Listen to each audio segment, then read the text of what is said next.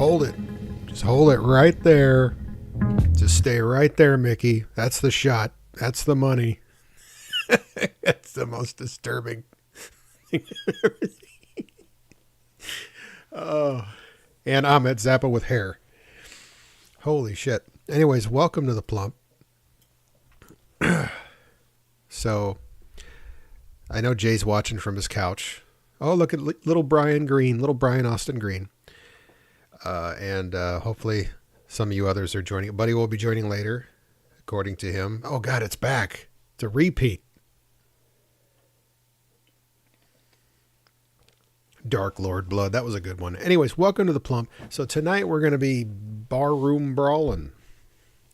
We're going to be revisiting a show that we watched a while back that I forgot about, that I remembered a couple days ago.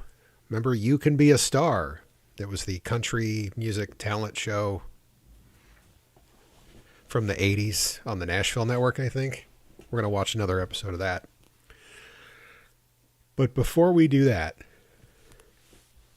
we have a very informative video we're going to watch tonight. This is Barroom Brawling, The Art of Staying Alive. And it was made in 1991. And it's basically, it's going to tell you how to survive if you're ever in a barroom brawl, which, I mean, come on. Pretty helpful advice here. Featuring Stephen the Heathen. So, I mean, I know we got some people watching, and that's good enough for me. Feel free to chime in once in a while. Keep things going. Don't feel like I'm talking to myself. Maybe I am. Maybe I'm talking to my mangina. Who knows? Anyways, let me get the monitor going here. Rudy Clay. Bloop. Here we go. So this video, let's read this. Warning. This video deals with self-defense techniques which involve strikes to the most vulnerable areas of the human body. These techniques can be very dangerous, even to practice. They should only be practiced under competent and experienced personal instruction. This video is not intended to be a substitute for such instruction. Sure.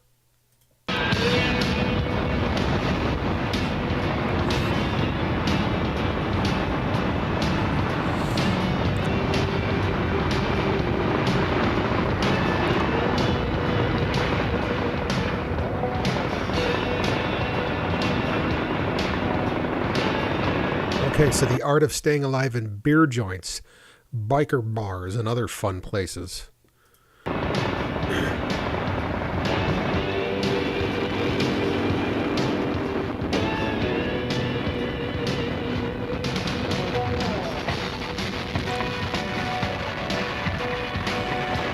Yeah, it's definitely the 90s.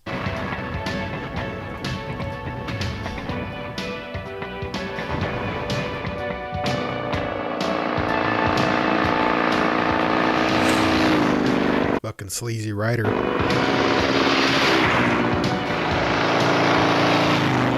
The Erie Inn. Oh yeah. This place looks like a shithole. It's like my game again, boy. Right. Uh-oh. It's like this time, eh?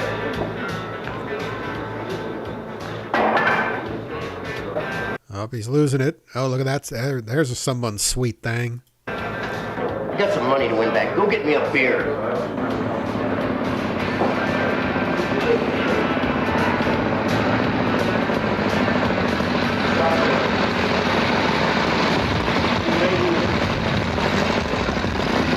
This does look like an authentic shithole bar, though.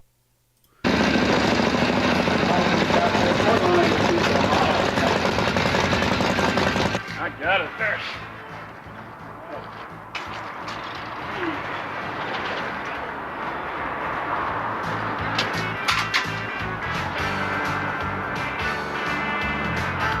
Gotta put the vest on. Hi. Uh-oh. You've done it. You've done it. You mess with his peace. Give me a tree frog. I gotta take a piss. You got it, brother. Did he say a tree frog? About ready, please.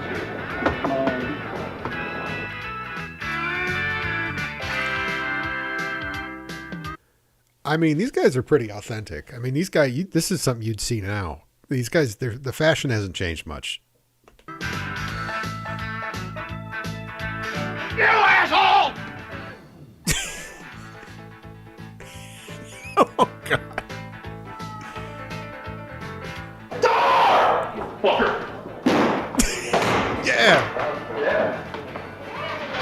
You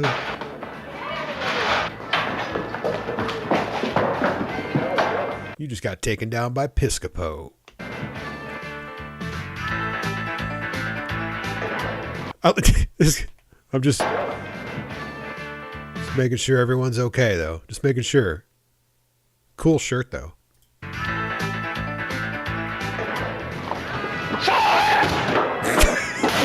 Oh!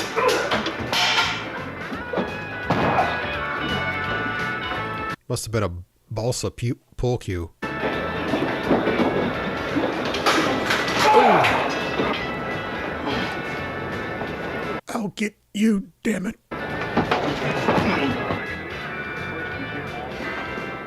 You. Three trucks. So is it one of the smartest things Adam Carolla ever said before he lost his mind, and that if you don't want to own any guns, I want to keep your house protected. Just put that POW MIA flag in your living room window facing out. If you really want to scare people off, combine it with the stars and bars. Everyone will assume you have a shitload of guns in the house. Yeah? $6. Three frog. Thank you. Thank you. Now you come inside just to keep the gear honest. No, please don't ask us to stay. We really got to be going. Are you messaging from your phone? I think you can message on the YouTube chat from your phone. You know, you can share your thoughts with everyone, Jay. You look like nice people. Oh, come on, why don't you drink?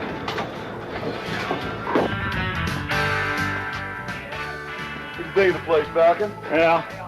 One beer joint's much like another, you know. Speaking of beer, I still get a powerful thirst. For cock. Hey, long as it got tree frog. Animal, you are so predictable.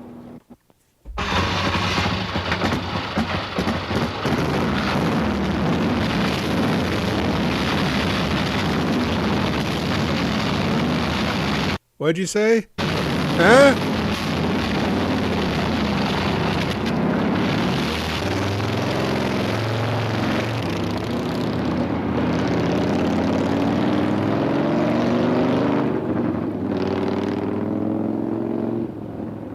And just a cop car goes by. Missed the whole thing. Not Greetings. I'm Peyton Quinn. Mark Animal McYoung. Mike, the Amazing Eagle Hainick. The Amazing Eagle. Nice flip-flops. We sure hope that you enjoyed watching that Barroom Brawl fantasy as much as we did creating it for you. Our next one is going to be a Barroom Brawl erotic fantasy. But it was truly a fantasy. And our primary objective here is to communicate to you the difference between the Hollywood TV fantasy of fighting and the reality of fighting in bars and saloons as we have experienced it firsthand in our work as bouncers and coolers and a number of different bars where we learned a better way to make a living. There's two things I want to get off. So they're sitting on like plastic deck chairs here. They probably think this this kanji script means something like, you know, like balanced warrior, but it probably means like, you know, chicken fried rice. Right away. Number one, fighting is no game. It has serious legal and medical consequences. When, quote, adults fight, it often goes well beyond fat lip or black eye. Fighting among adults can mean paralyzed spines as well as missing teeth or broken arms and legs, losses of vision, brain damage, paralysis, as well as lengthy prison sentences. There's none of us here who would disagree with the statement that fighting is really a no-win proposition. Sure. I don't know. I think Piscopo over here might disagree. 90s Piscopo. Number two, let's look at this idea of self-defense itself. What is self-defense? What does it mean? When most people think of self-defense or a program of self-defense, They think of a course in judo, karate, Western boxing, etc. Here, the emphasis Oh, karate. Pulling out the proper terminology there, huh? is on technique, physical technique. But in reality, This is definitely his chicken fried rice picture up here. you need to expand your concept of what self-defense really means. Your first self-defense strategy is avoidance. Avoidance works by being aware. A fight avoided is a fight won. So we're going to Okay. Good going, guys. Good. I'm glad you guys told me. Otherwise, I was going to leave here immediately after the show and go get into a fight. look at this first. We're going to look at this expanded idea of self-defense in awareness and avoidance. Mark, Animal, look out. You know, like in Star Trek, Oh. how they Star Trek? Really? You know? Oh, he's got the Coke bottles on now. And this fucking Piscopo's got the nut huggers. do briefings before they beam down onto the planet, right? So people don't make mistakes like social gaffes. Well, this is sort of a debriefing on how to operate on this planet Earth. You know, the bars and the dives. It is excellent disclaimer time. Places I know. You mean? It's like shit we have to say. Animals World! Test these guys. Remember.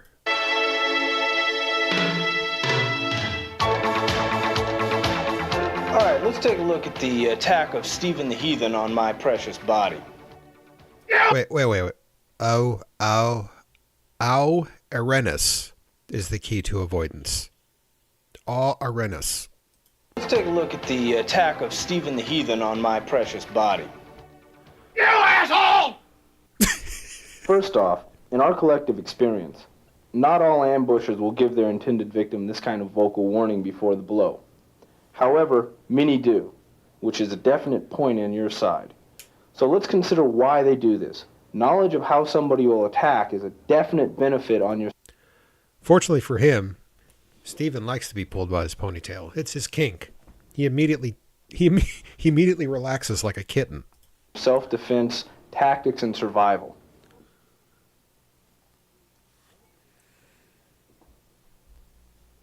One of the reasons somebody might come at you like this Shouting or woofing. is, in a sense, it's like a half-assed war cry. What they're trying to do is foster their own courage as they attack you. Make no mistake, well, the ambusher isn't real courageous, and even though he may have to woof a little to get his dick pumped up to attack, the Okay. Let's get your dick pumped up for attack. bottom line is he wouldn't attack until he's pretty confident that you are a safe victim. The ambusher is an individual who is the equivalent of a middle line predator. He is not only the hunter, but he is the hunted. He has to be very careful as to who he attacks, because if This all sounds very, very homoerotic. he attacks somebody Getting your dick pumped up, getting hunted. who can fight back too well, he will become the victim.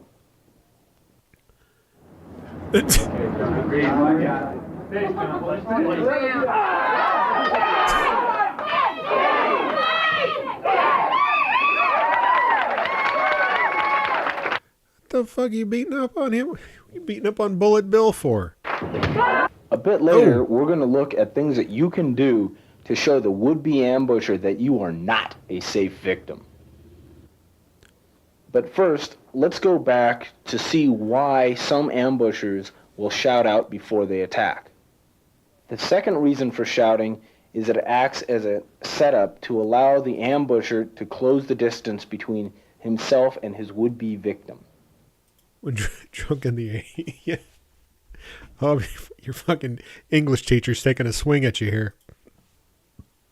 A shout or a loud noise Actually, I'd say he's more like the shop. He's a metal shop teacher. would-be victim. A shout or a loud noise will sometimes paralyze a person or stun them for a moment. One, screaming, die! No matter what, no matter how much training you've had, a sudden shout and scream makes persons tense their muscles. Face it, Okay. a frozen, stationary target is always easier to hit. Finally, even a loud, hostile voice is still verbal communication. We have seen a lot of people get taken out because they were not ready for a verbal assault to immediately go into a physical assault without warning.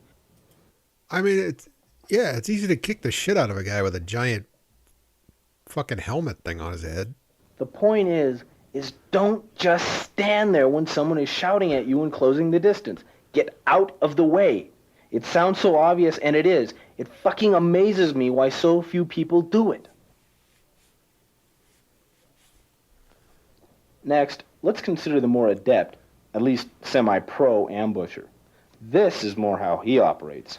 Oh, the semi-pro busher.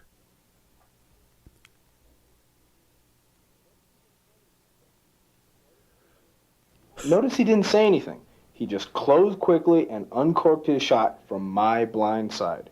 The ugly truth is, it's pretty hard to handle this type of ambusher once it's gotten to this point. Pre-selects time and place of attack. Blindside attack. Little or no woof. Or interview. I always like to get interviewed before I get punched out. So where do you see yourself in 3 to 5 years? So let's back things up a bit and see how I got into this mess in the first place. You said hi to his woman or his daughter. I don't know who she was. I don't know. She kind of gets. She's kind of got that kind of dirty biker chick. I'd give her plump babe status. Hi. It seems like the majority of all fights either start over women or over money. I say seems like because whether it's over women or money or something else, it's almost always really about ego. It's really unfortunate that a number of the weak-egoed would-be ambushers consider women Don't piss off the heathen to be personal property. Even a glance at their woman can be considered infringing on their territory. Don't even think of approaching a woman until you've thoroughly scoped out the situation. Be aware, she may have a real boyfriend or husband. A gorilla in the mists, if you will. Ooh. Gorilla in the mists.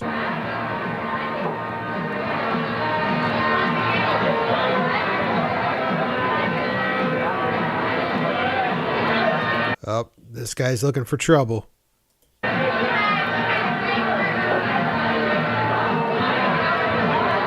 Also, it looks like he's gonna punch her. Quit messing with my man. Also, who's observing you? Pay attention to somebody who may be sizing you up as fresh meat for a punch-out party.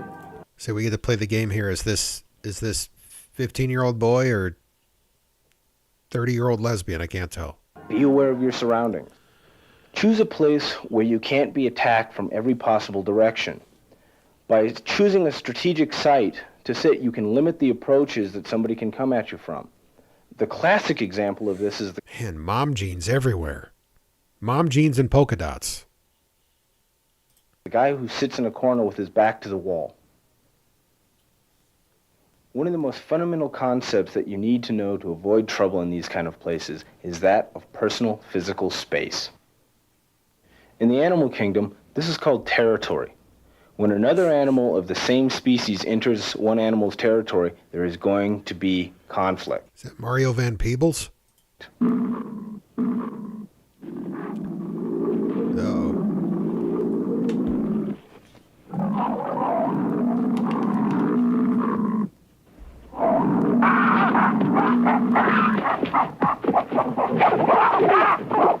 Fucking baboons. Fucking nasty ass things.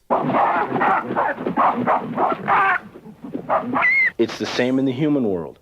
An insensitivity or an ignorance of personal space is at the root of a number Dude, you never do that. You kidding me? You don't piss right next to a guy in the 70s public restroom at the government complex? of fights and altercation. One of the big fantasies people have about fights is the toe-to-toe. Actually, tournament karate and boxing matches foster this idea as much as TV and movies.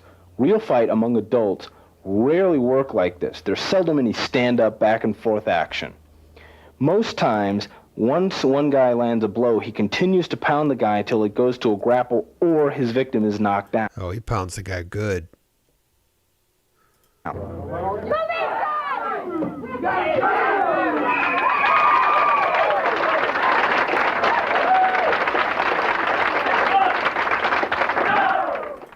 I missed that. What happened? Oh, yeah, look at that. The guy until it goes to a grapple or his victim is knocked down. Good going, thighs.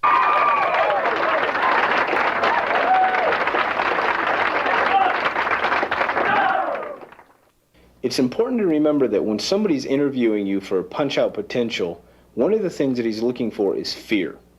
This is why you cannot show fear when somebody is in your face. Now, don't make the other mistake of jackrabbiting into macho mode. The best way to handle it is to appear calm. Now, internally, you may be about to wet your pants, but it cannot show on your face. But it might show on your pants.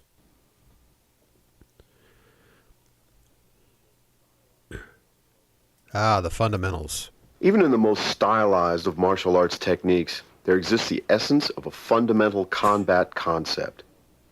There are only a few of these concepts which express I think this is that shit that Steven Seagal does. It's like bullshito.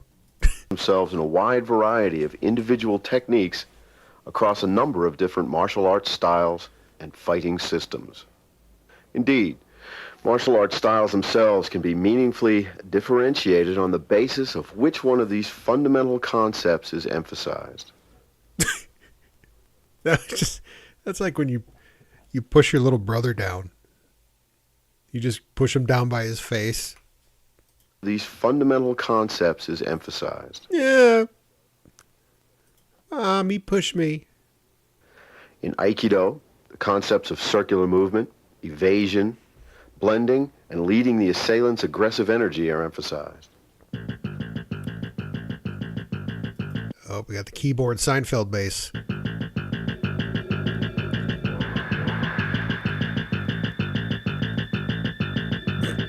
In karate styles, great emphasis is placed on achieving straight-line, powerful strikes.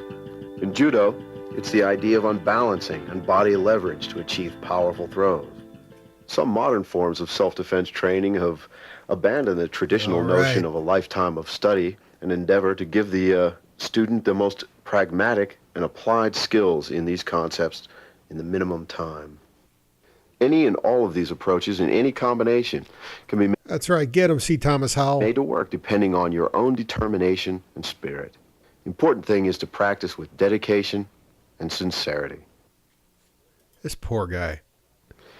In formal training, the dojo is like a laboratory where you can isolate the essential principles and concepts in a fighting technique and safely explore its limits and potentials.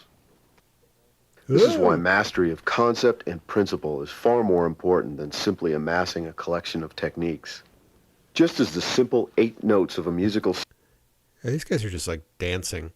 scale can be combined and interpreted to produce virtually all the music in the world, a handful of conceptually simple movements adapted from the natural movements of everyday life become the physical principles at the core of all martial Give me that stick. arts and fighting methods.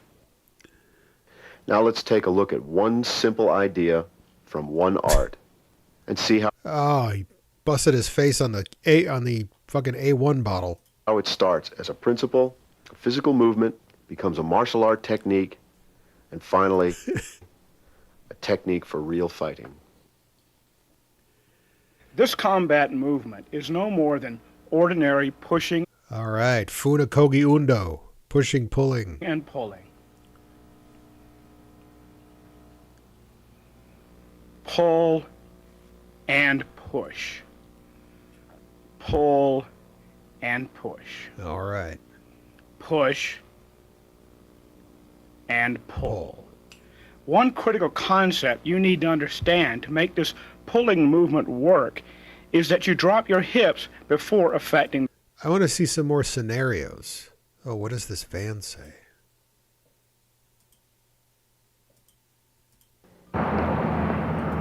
Okay, we got free tree pewters and rooters.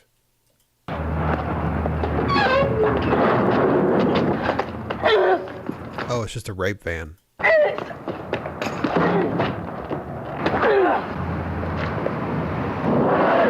Ooh.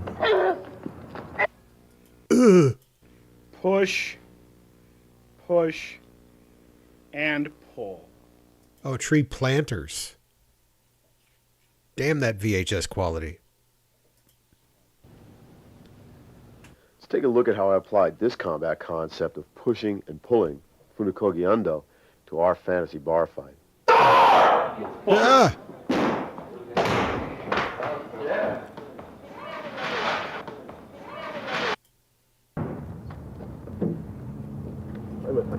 Oh, leave that classic mini pickup truck alone.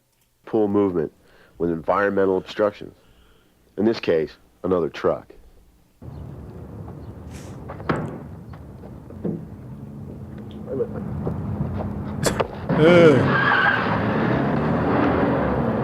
Yeah, leave that classic Toyota alone. They don't make those anymore. Shit. Motherfucker. Keep this consciousness of identifying the concepts in movements as you study Peyton's instruction.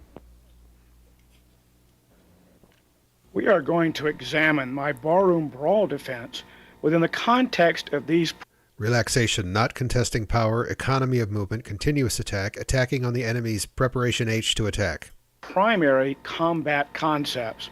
The particular techniques I have entered into the enemy. I have proceeded to do the Vulcan cockmeld.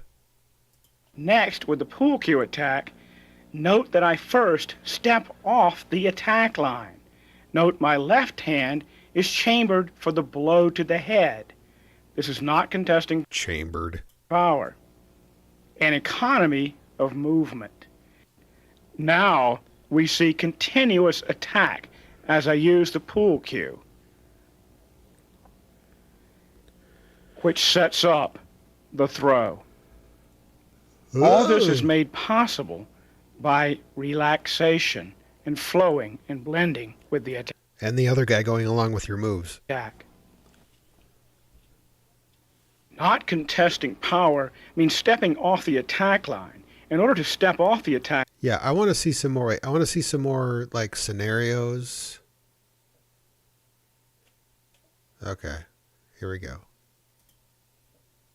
before hitting him with That looked like it hit him. the stick. Let's contrast this situation with the beer bottle attack on Animal.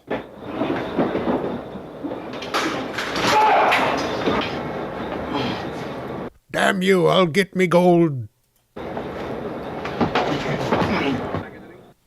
Animal's attacker used a beer bottle, which is lighter, and its recovery time is much less. It can be moved more quickly. Therefore, Animal was able to go directly to the beer bottle, to the face technique. By the way, this is a Hollywood bottle.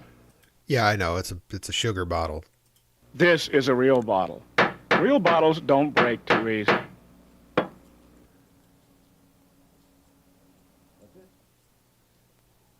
The Alien. Sounds kinky. They were really proud of this scene. This is like the fourth time they've shown this. The best time to attack is on your enemy's preparation Oh, nice muscle shirt, Ron. to attack. This is really the essence of timing. Also, I want to point out, if you know somebody's just about to launch their attack, why give them a chance to launch it? Especially if you've got multiple opponents. You must take the fight to the enemy. The first man, I see the guy with the pool cue, he's about to come in. The second guy's about to come in too from two different directions. I'm not going to wait for them to attack. I have to take the attack to them now. Well, he did kind of wait for him to attack. Okay. The other guy comes in with a hook. All right? Okay? Let's look at it slowly. It really relies on timing. Very slowly. I see the attack coming up. I see the attack coming. I enter. This I gently caress his face, almost erotically. is on his preparation to attack. Very slowly. I see that he's about to attack. I move in. This is attacking on his preparation to attack.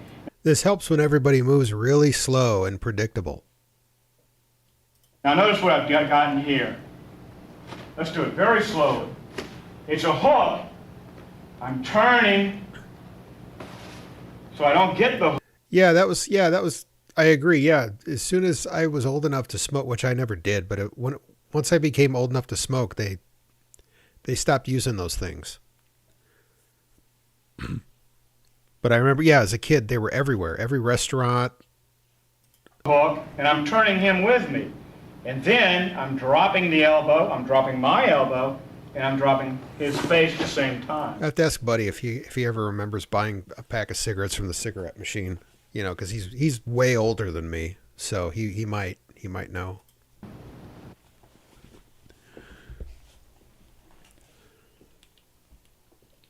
When we worked as bouncers and coolers, we were paid to handle the situation. We couldn't just walk away from the confrontation because we were being paid to handle it. You're not being paid. You can walk away, and I suggest you do so. There are two reasons people don't walk away, which is their absolute best survival strategy. One, because they're just so unaware. They don't see that a fight is coming on. They don't recognize the interview. They don't see that a verbal confrontation can go directly in by design to an actual attack. They don't see the cues that precede the fight. The second reason people don't simply walk away from the potential fight, don't walk away from the conflict after they've seen it and recognized it, is because they're locked into a machismo mindset. They're afraid of what people will think. They're afraid people will think they're backing down. They're afraid they will be acting. He is not. Yeah, I know. He's not an experienced cooler. He's like 22 years old. Like this guy, sunglasses guy, I could believe that guy. It's always dude that. It is always dudes that look like this though that you had to look out for. Fucking 90s Piscopo and this guy. Yeah, these guys aren't. Yeah, he was a roadie for me. He was shit. He wasn't even that cool. He was a roadie for Striper. Like less than a man, because they're letting someone else define what a man is to them. They're not truly in control of themselves because someone else is. When you're in control of yourself, it's really easy to make these decisions. There's nothing in it. Fighting is a knowing proposition. You only do it when there's absolutely no way out. The guy's on you. He's trying to. I mean, if you were a roadie for Meatloaf back in the day, there's a chance you might have got some side pussy, but not with Striper. Nobody got laid. Stick it in you. Okay? And if you keep it like that, there's another advantage. Once you are fighting, you're of complete mind. You're not divided mind. Because you know in your whole being you wouldn't be doing this except there was no other way. So there's no divided mind. Also allows, curiously, a certain amount of relaxation. Absolutely. Don't accept the invitation to a fight. And I want you to think about that. All right, Ron. Jesus. Okay, so what else do they got here? Life. Like blondes. That too. Oh, jeez. What was that? Self-defense is to be allowed to live. Well, I'm not going to get so deep as what's the point of living. But I can tell you, pal, the point of living is not senseless fighting among ourselves. It's a no-win proposition. There's a lot more fun things and productive things to do with your life. Like blondes. That too. Like blondes. Blondes with flat asses and flammable hair. Okay. Thank you. And that wraps it up. Oh, fucking Mr. Spock over here. We got the Trekkie. Thank you. And that wraps it up. Yeah. There's there's a fucking screen slut. Actually, I'm gonna screen slut that. Let me get my snipping tool out here. Here, I'm screen slutting it. There we go.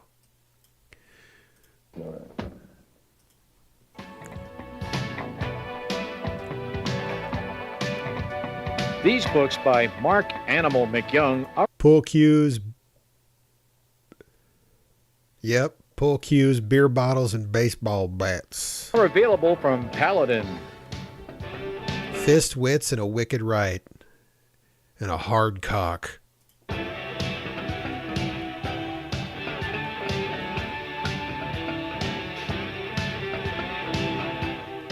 Peyton's book, A Bouncer's Guide to Barroom Brawling, is also available from Paladin Press. Dealing with the sucker puncher, the street fighter, and the ambusher. Wonder if this book's still. Wonder if it's still in print. Who knows? The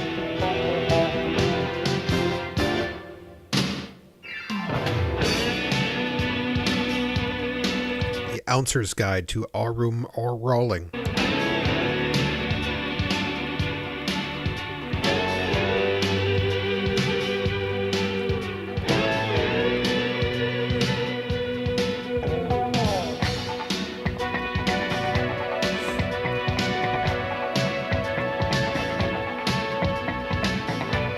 Paul A. This guy has two middle names. Or no, Deschenez, that's his full name. Okay, never mind.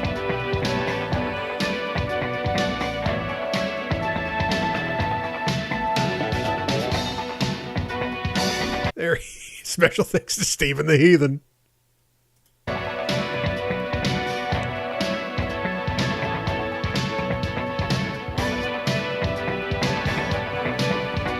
Oh, wait, we got Herb Rodriguez, the pool cue homie. Mitchell Beckman as the cowboy at table. Kim Crouch, woman van attack. Brian Renton as the pool player and instructor, and Mark Norris, instructor in black. I wish I could have been the pool cue homie. Sensei Russ, Pete Diodario, famous heir to the Diodario guitar string empire. Jeff Pitt, Ethan Balno, Josh Weinstein.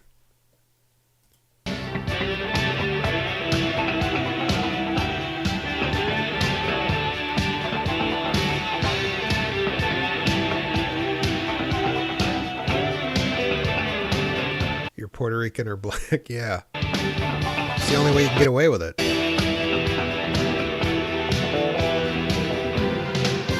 Oh no. Damn it.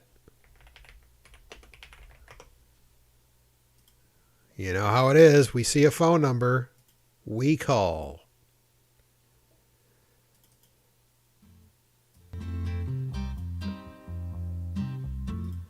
All right. Here we go. Well, actually, we got two numbers. We got the Colorado number. I think it's the same number, but it goes to the same thing. Let's find out.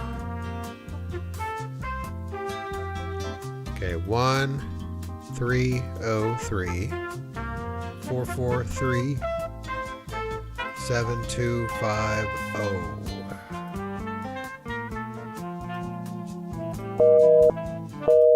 Okay.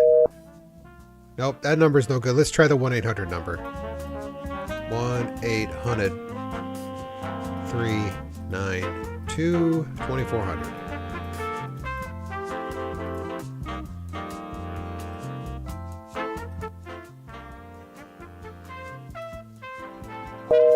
Oh. No more ballroom brawling. Shit.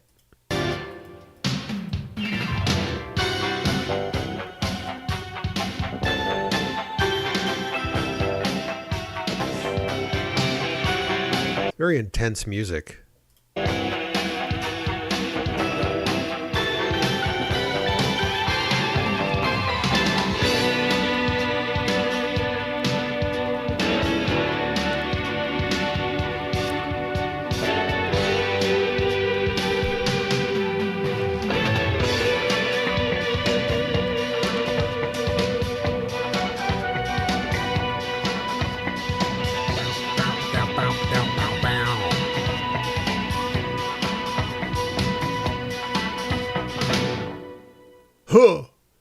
right, next one. Okay, so this next one.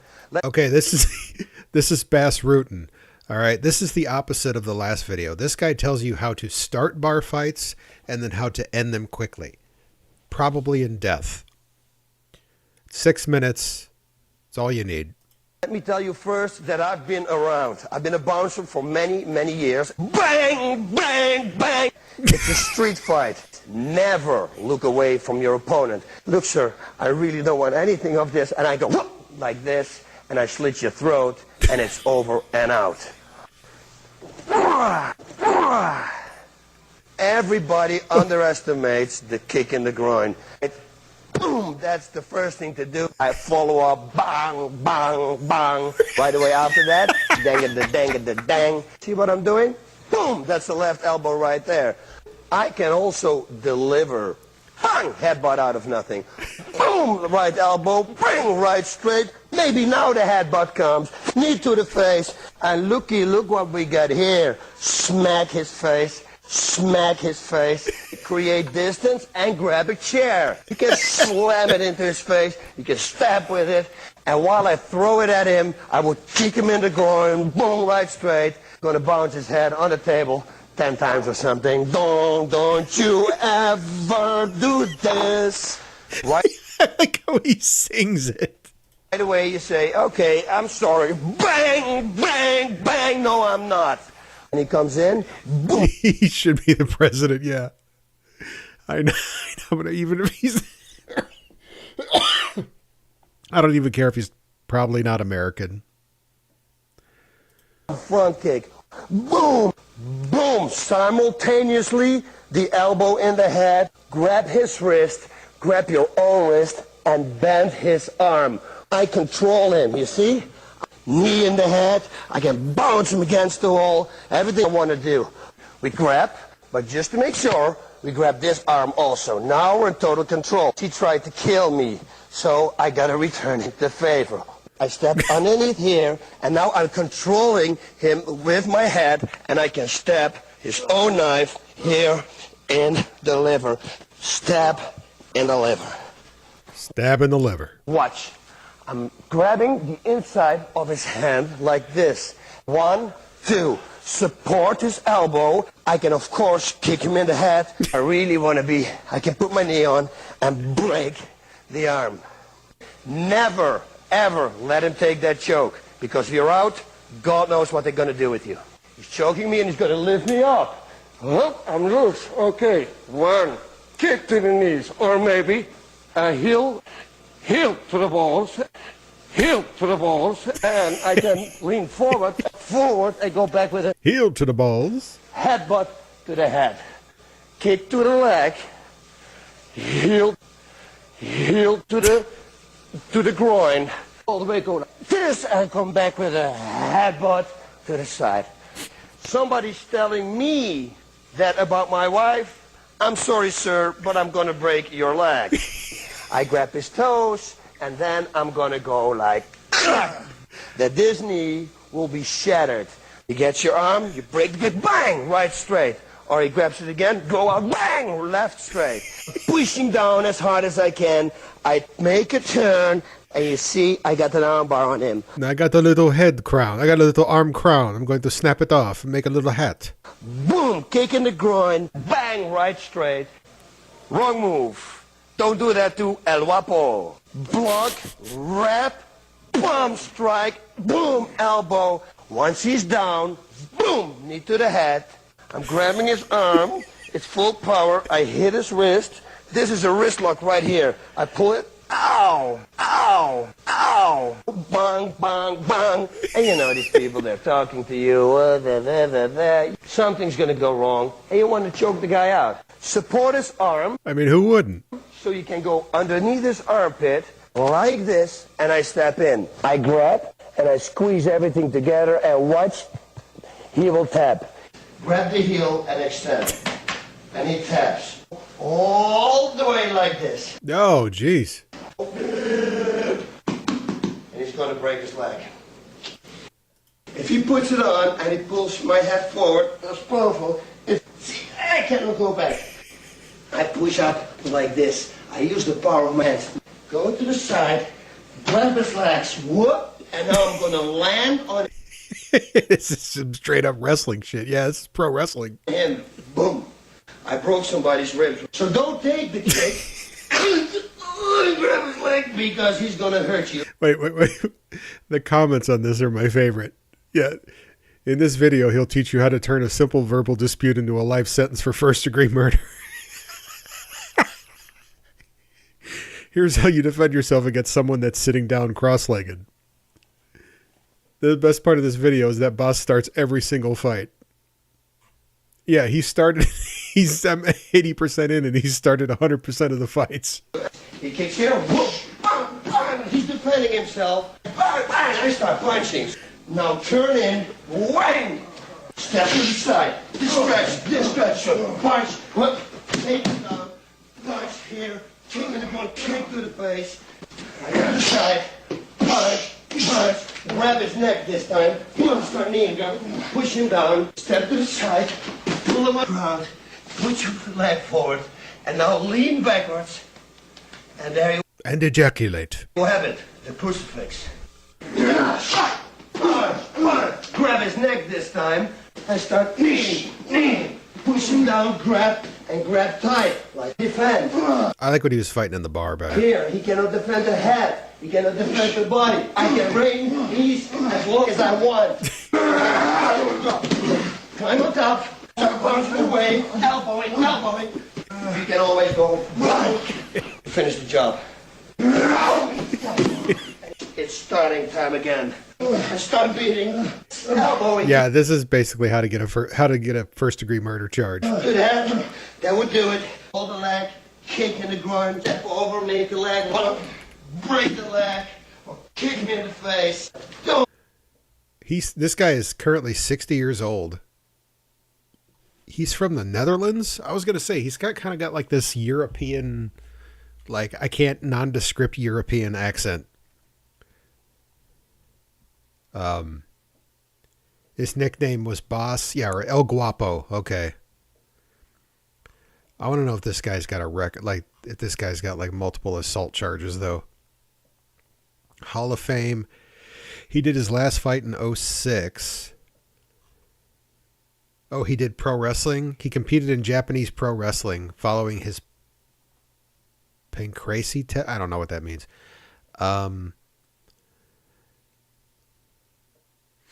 Yeah, post-fight career. After his retirement, he focused on becoming an actor, getting small parts on TV shows such as Martial Law, 18 Wheels of Justice, The King of Queens, low-budget movies such as Shadow Fury, The Eliminator. Never heard of him. A comedy short, The Kingdom of Ultimate Power, which is featured in the '05 LA Film Festival. I don't know. Don't do this. Push the gun here on his hips. Bang! You. Whoa. He currently lives in Austin with his wife Karen and 2 daughters. Rutten also has a daughter from his first wife. He became a citizen in the U.S. in the 90s. At the end of 2015, he became a grandfather for the first time. I wanted to hear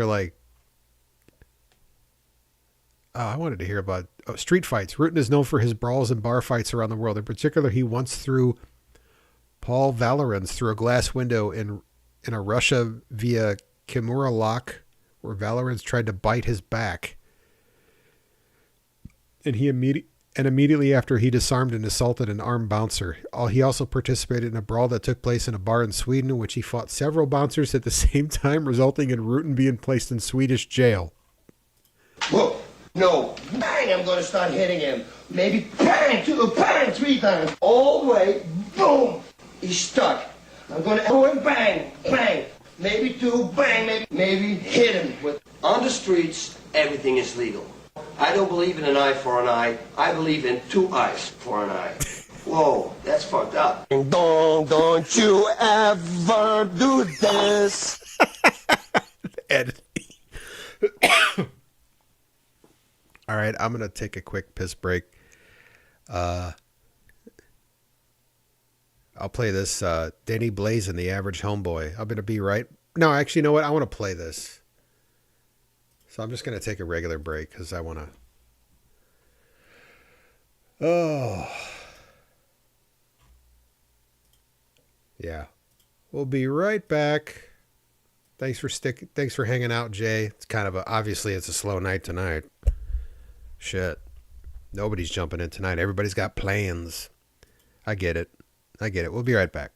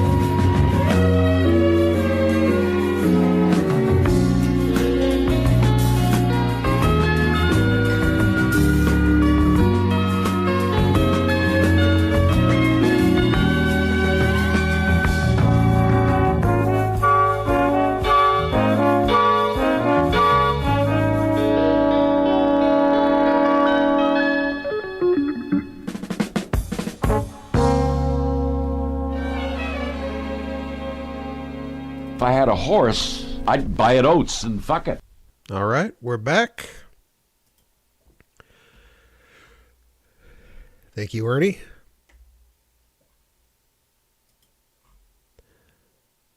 So, yeah, guys. Hold on here. So, I don't know if you guys know about this, but there's a guy. He's on the scene. His name's Denny Hazen, a.k.a. Denny Blazin' Hazen. And he's got his new single out. Average Homeboy. And I want to get the word out on this guy, man. This is the new hotness right here. So just sit back, feel it.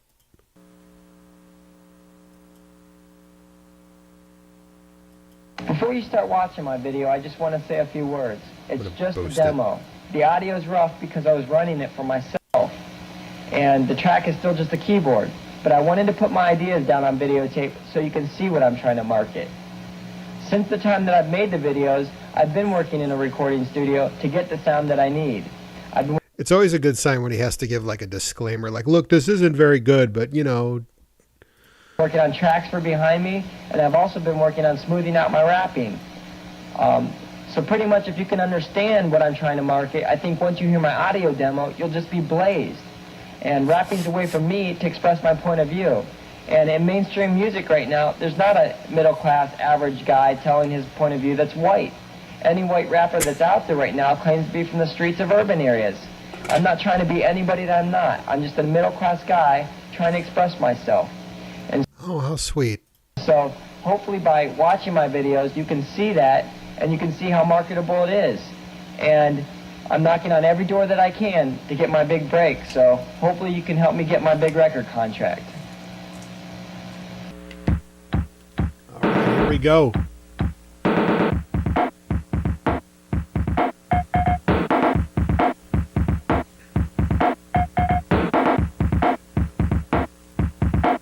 I spotted a pair of Zubas.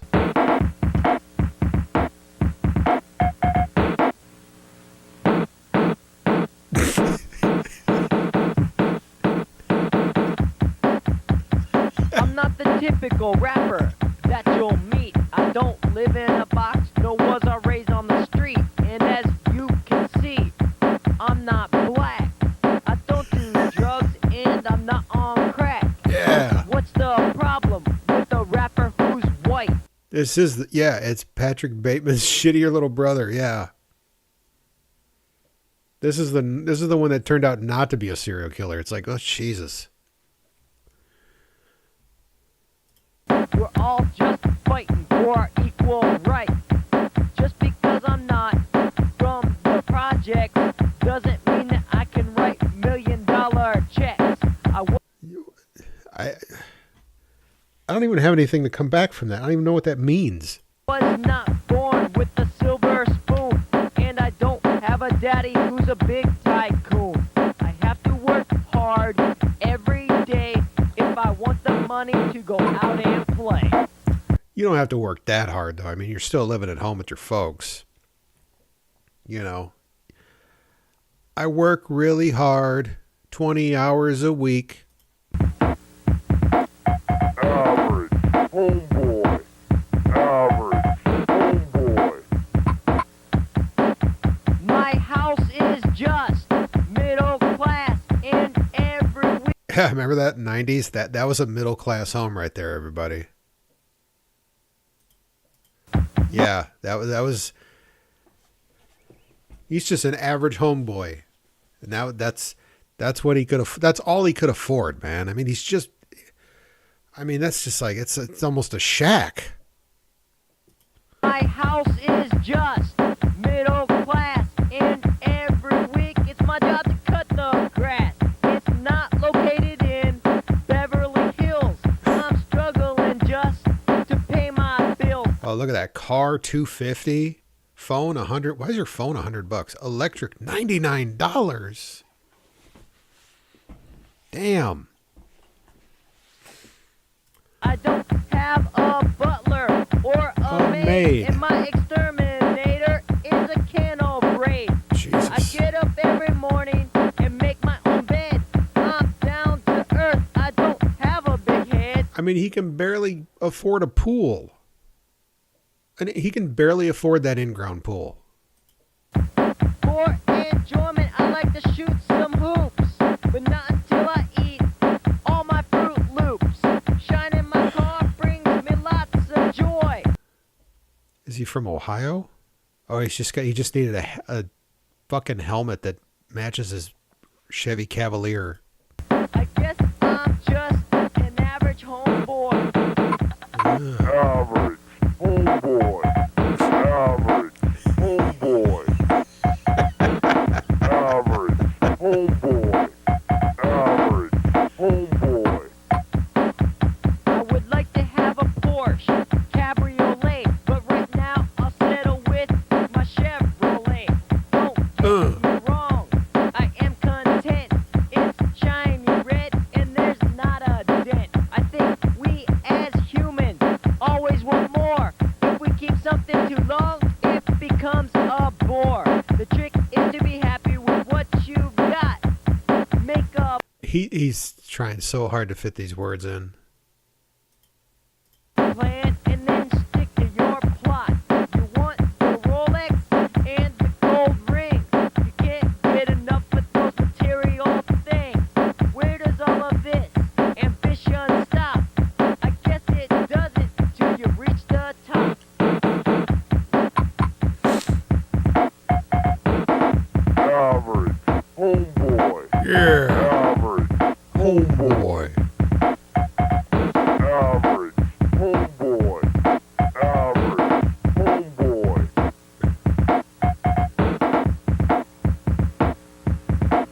I gotta see. Are there any fun? Because this is his page. Average homeboy. That's the page. It puts my soul to ease to know that I'm not the only one who wears a batter's helmet while polishing a vehicle. Thank you, average homeboy. Who's getting blazed in 2025? Finally, us white people have a response to DMX's Where the Hood At. If you seriously think about it, in 1989, this production took a lot of work and money for this actually was a pretty big budget for the time. not a middle class thing, definitely. Oh my God, this guy is still doing it. Oh, this is 11 years ago. He's still doing it. When I was a teenager, I had a dream that one day I'd be a famous rapper. I'm gonna say blazing, you all say hazing. I'm blazing. I'm blazing. The fact he's got more than 5 people in that crowd. You guys got it. Here you go, done. Thanks. You're back on in 25. I've knocked on a lot of doors and traveled down many roads. This is my story about a journey to internet fame. Denny, welcome to Hollywood. It's good to see you. There are millions of people out Oh my God. there that are trying to get noticed So this is 12 years ago. It's 11 years ago, but this has got like 2003 energy. on the internet. So the world wants to know, I want to know. I want to know. Where did Denny Blazenhazen come from? How did the average homeboy get a start? The best place to start would be... What's your name again? Denny Hazen. When I was a kid, we didn't have the internet. The World Wide Web didn't even exist. I grew up in a small town called Louisville. It's Ohio's Constitution town. And I was proud to Oh, he's still got that fucking Cavalier. drive my shiny red Cavalier. No, it wasn't a Porsche Cabriolet, but I worked hard, and I made every car payment by working 3 p.m. to midnight at the local cable company. And that was after going to school during the day. Talk about being dedicated to a bit. Even though I lived in a small town, I had high hopes and big dreams. I was bound and determined that I was going to chase them. Louisville is a long way from Hollywood, but that wasn't going to slow me down. It was my So if it's Louisville, not Louisville, that's Kentucky. track coach who sparked the nickname Blazin' Hazen. I got here, cause I give it all I got. You think you're so hot, but I'm burning. Runners, to your mark. I'll show Get them set. my dedication pays. I'm not stopping. I can't even tell like how much this is comedy and how much this is him. This is sincerity. Till I win first place. You clap your hands while I drop the bass. Man, look at that kid run. Blazing haters all over the place. I love that reaction. Go, Blazenhazen, go. on your face. I'm taking over, so pack your suitcase. Good job, Blazenhazen. You think you're better than me? 1988 was a time before many inventions. Yeah, I find like this doesn't have a lot of reviews. This guy's undiscovered, man. Somebody needs to figure this out. The fact that he's still got this fucking Cavalier though, and it's in decent shape. Like this man is dedicated. In technology, there weren't cell phones, CDs, or DVDs. We didn't have iPads, laptops, or MP3 players. Still, I had my Blazemobile, and I took good care of her. Shining my car brings me lots of joy. I guess And he's got the fucking I'm just an average homeboy. Watch how I blaze. Watch how I blaze. somehow he's faster than all the blacks on the team. Yep. I'm interrupting like volcano. Penetrate your mind like liquid Drano. Feel my heat. Oh, his rap flow's gotten better though. I'll give him that. He's definitely, that's one thing he's improved. I can hear it. Wait, I want to hear that rhyme again. An average homeboy. Watch how I blaze. Watch how I blaze. I'm interrupting like volcano. Penetrate your mind like liquid Drano. Drano. Feel my heat flow in atomic glow. I make the lava flow and the temperature higher. The booty's on fire, hotter than Dang, I didn't know white boys could I mean, he's on tempo. That's already an improvement. Or on beat. ball like that. Man, you're talking to Blazin' Hazen. Have a little respect, bro. Maybe in track season Is that like, he has like mullet extensions? you was blazing, but out here the black man is king. Uh-oh. Wait, no, I gotta hear this again. This script. White boys can ball like that. Man, you're talking to Blazin' Hazen. Have a little respect, bro. Maybe in track season you was blazing, but out here the black man is king. Uh-oh. Oh, the king just lost the throne. Man, that was luck. Look, that was 3 games in a row. Another elbow. Hit it. Nothing but net. I mean, dude, that shot was from like 5 feet away. I guess you do get rid of that white man can't jump stereotype, huh? Yeah, stereotypes could be a funny thing. Man, I don't even like watermelon. I like the jump cut there. Wait, I don't even like watermelon. There's something. You get rid of that white man can't jump stereotype, huh? Yeah, stereotypes can be a funny thing. Man, I don't even like watermelon. What is it? I'm gonna be a famous rapper someday. Now that's funny. Boom. Man, you're the baddest ass middle-aged teenage white boy I've ever seen.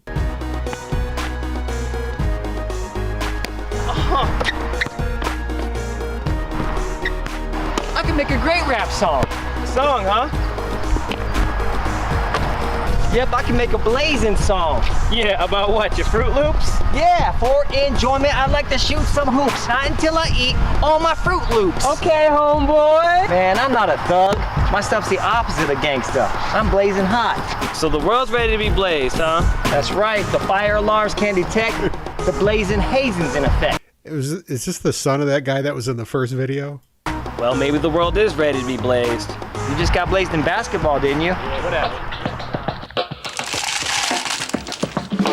You're watching MVTV, and here's your chance to be a star. Send us your VHS tape showing off your talent, and you can be flown to MVTV and appear in your own music video. Yes. That's when I started to brainstorm. I knew I could write my own song. Oh man, that man has, holy shit. That's when I started to brainstorm. Man, my house is just middle class. The fucking handwriting on this guy. I knew I could write my own song. First, I wrote my lyrics. It's not location in Beverly. Okay, yeah, so that's the lyrics. Oh my God. Then I bought a microphone and a keyboard. I plugged them into a boombox and synced them up to a 3/4-inch videotape machine. Back then, computer software editing wasn't around yet, so I laid my rhymes down on audio cassette tape. All right. For enjoyment, I shoot the hoops. Not until I eat all my Fruit Loops. Did they have auto-tune back in the 80s? Shining my car, bringing lots of joy. I guess I'm just an average homeboy. I decided to come up with my own music video, and in fact, I made a demo video. If you could take a look at the video, you would see how marketable it is, and maybe give me a tip on who I can talk to get a big record contract. Oh boy, he was truly naive.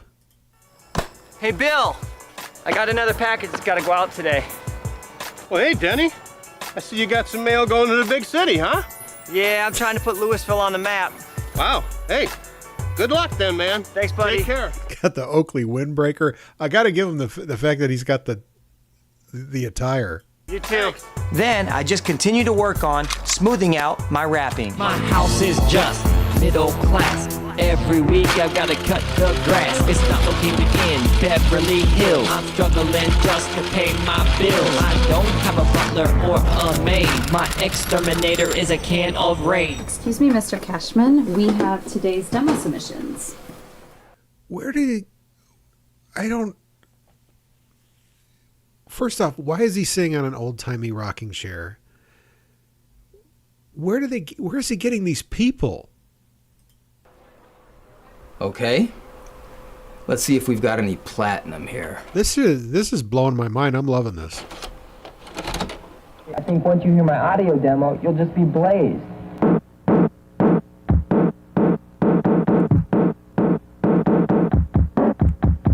I'm not the typical rapper that you'll meet. I don't live in a box, nor was I raised on the street. And as you... Really? A white rapper from Ohio? Is this guy serious? No way. The suburbs aren't ready for an average homeboy.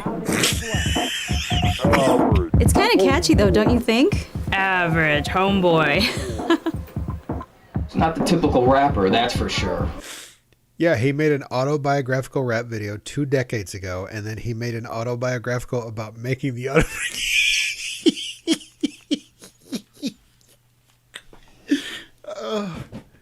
It's blowing my mind. It's average homeboyception. Average homeboy. It's a pass.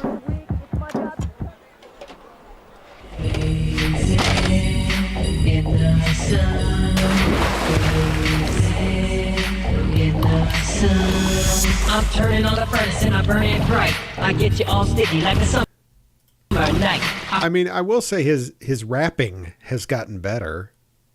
I mean, I would hope it has.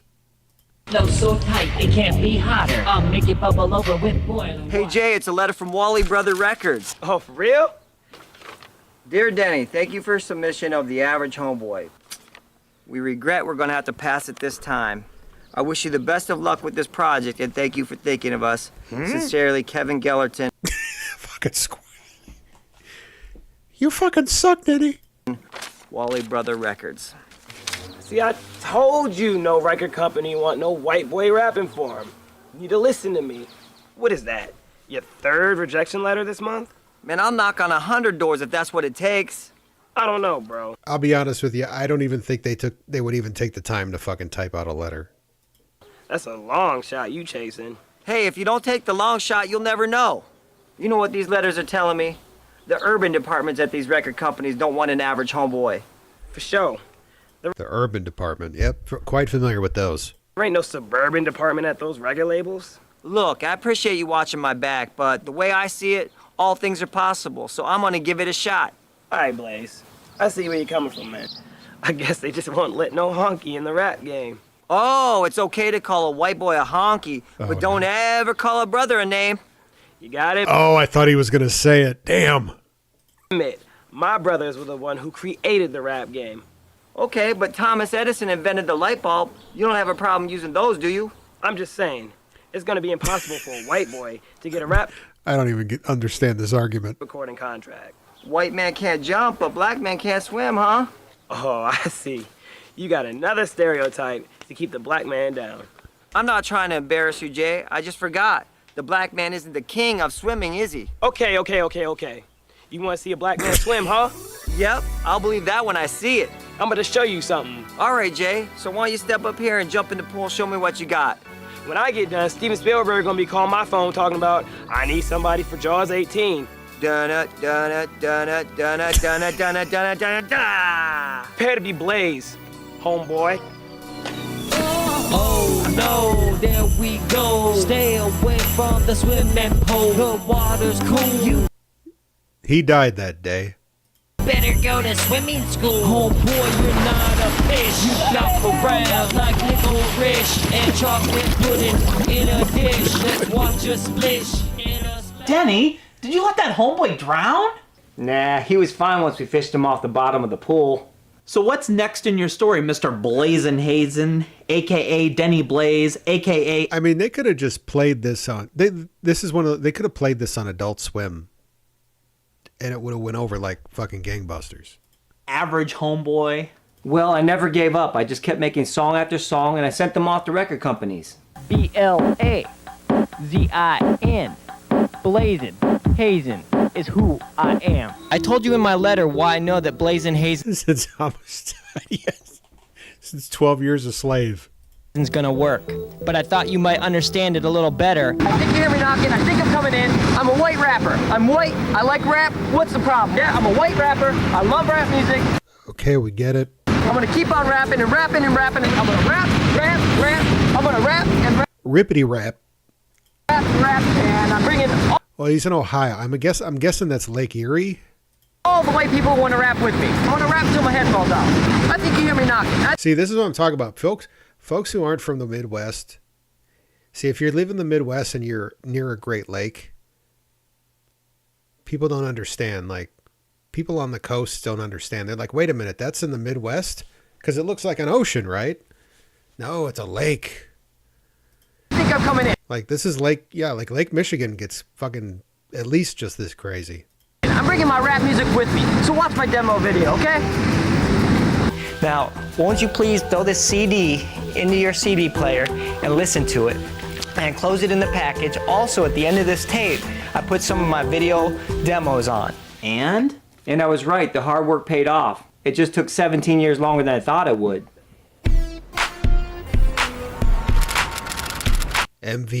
Okay. You're nothing but a fake, yo. I make the haters bang. So let your gums flap. I put white boy rappers on the map. Yo, Joe, where's your video? I guess you don't know, bro. You got a 0. No show. I wonder if that was something like MTV, you know? Now that MTV doesn't exist anymore, apparently. They had to go clean out all their fucking closets and file cabinets. I wonder how many tapes and CDs and... This guy looks like more of an evil transmission of Steve Vai than anything. He does. He's kind of got that Steve Vai, like the negative lips. Without a photo, you can't even upload. It's a mess in here. Hey, let's get rid of these old viewer submission tapes, and let's get rid of these too.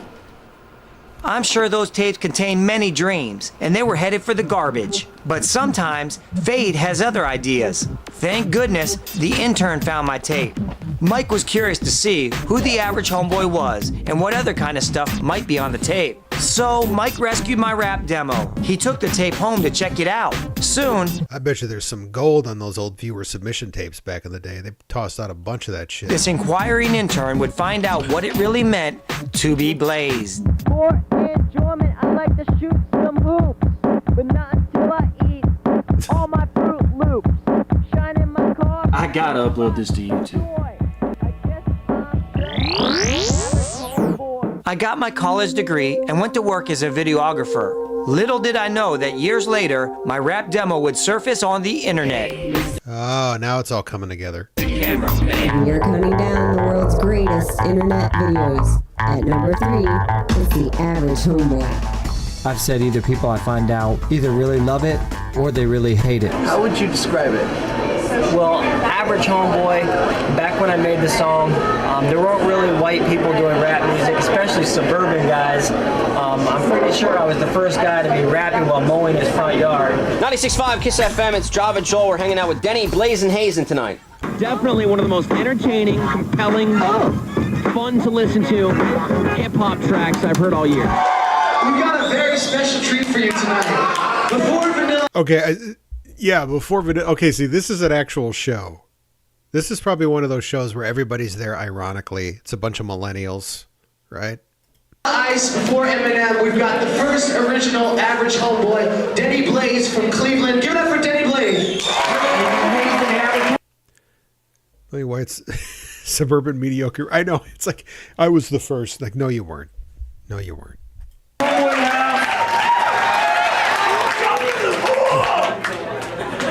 There was one I would do it. Sometimes this world makes no sense to me. It revolves around popularity. From the way we look and the clothes we wear, to the length and the style of our hair. Even the color of the car we drive matters to the players of the popular jive. They're the people that hold their heads in the air, walking past the beat like the code they hit. They enter the pageants, they're trying to be me. They're showing the fly and holding the scene. I be myself, walk away from the crowd. Did he say I pee myself? I take a stand and speak up real loud. You just got blazed. That's awesome. Man, one more time. That's what he says when he'd pick up some skis at the bar. The next morning, she'd wake up next to him and be like, you just got blazed. The Average Homeboy is so tough, he killed a whole bag of Truth fish TV and crackers all by himself. Listen to me, that's tough, man. Talk to the hand, I serve up a grand slam. Now dance to my jam. I wonder if the Average Homeboy will blaze Texas. Would you blaze Texas? A question I have asked myself every day for at least 20 years. To the Z-E, there's no other hot as me, so call me clever. Oh, buddy made it. Yeah, Blazin' Hazen. Or call me coy, you just been blazed by Average Homeboy. Yeah, can you feel the heat? The view counter started to tally up, and my video was being featured on just about every major entertainment site out there. I was getting thousands of emails and comments from around the world. Well, so after this, we're going to revisit the You Can Be a Star, that country music show. Hey, look at it. It's a Dell Optiplex. It looks like a 390. Quite familiar with those hunks of shit. Or maybe a 7010. It was amazing to get featured not only on the internet, but also on TV and in the newspapers. Finally, the world had been blazed. And now, instead of me knocking on doors, I had people knocking on my door. Hello? Blazing. Is this Denny Blazin' Hazen? Yes, it is. My name is Amy Michaels, and I'm with the AM Music Agency in Hollywood. Oh, hi, Amy. Would you be interested in coming to Hollywood and doing a show for us? No, fuck off. Sounds great. That would be a dream come true. How about I shoot you an email and you can look over the contract and get back to me? And now here's performing right here in Los Angeles tonight, ladies and gentlemen, Denny Blaze is in the Thank you, guys. Thank you for having me. Here you are in Hollywood, doing a show. Hey, average homies. Thanks for So is this, I don't know though, it's like, is this kind of true? I think it's true ironically. tuning in. And as you can see, we're blazing up Hollywood. Denny, you're on in 5. All right, I'll be right there. Thank you so much for your time today. I think the world knows now that you are the better than average homeboy. All right, now get out there and blaze them. Average homeboy!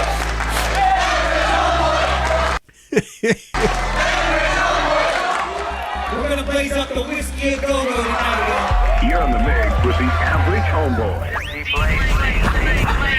check out the smoke and feel the haze. You better grab your shit, cause I am made. Do the math, I'm on the block kick. I melt you down with my drumstick. I pour my syrup extra thick. I love the sun in the tropics. You judge me while I pump the hype. Yeah. I flush that hole right down the pump. I want the time, now I'm the champ. I boost it up and raise the amp. My fire brights like a lamp. Yeah, I'm going to guess this guy probably got some like fucking ironic hipsters, millennials, found this guy on the internet and they're like, we got to have this guy on our, we got to call this guy out to come out to our stupid show where we have a bunch of ironic people that we secretly laugh at. What is this? I'm not going to go back. This is Denny Blazin' Hazen, the average homeboy. Well, we'll go back here. We'll play this for you, buddy. Hello, Oh, this is a different one. MTV. I seen your ad saying that we could send in any video So this is Denny Blazin' Hazen. He's the average homeboy. And he's a rapper. message or question that we had, and I have a question. I decided to come up with my own music video, and in fact, I made a demo video. And I think it's very marketable, but since I'm from a small town, I don't know who to go to get a record contract.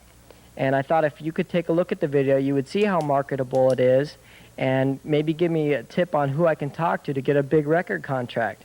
So I'll talk to you in a minute, but first take a look at my video. All right, here we go. It's a demo video. First take a look at my video.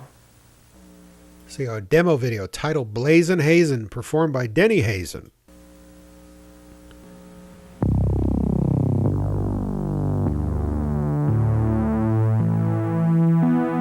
Oh, this is a different video.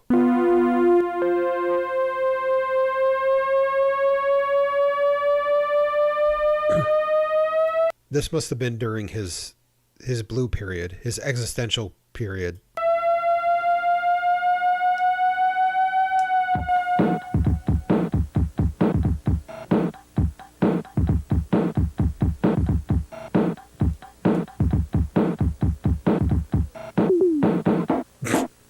I'm here to heat it up, cause my That was a dude's ass. name is Blazin' Hazen. My lyrics will erupt, and my beat will leave you phasing. I'm not from the ghetto, and I don't come from Bel Air. I'm just an average homeboy with some words to share. Now this song is really bursting on fire. Gonna crank it up, even one notch He's going to crank it up to 75. Let me turn this up a bit. higher.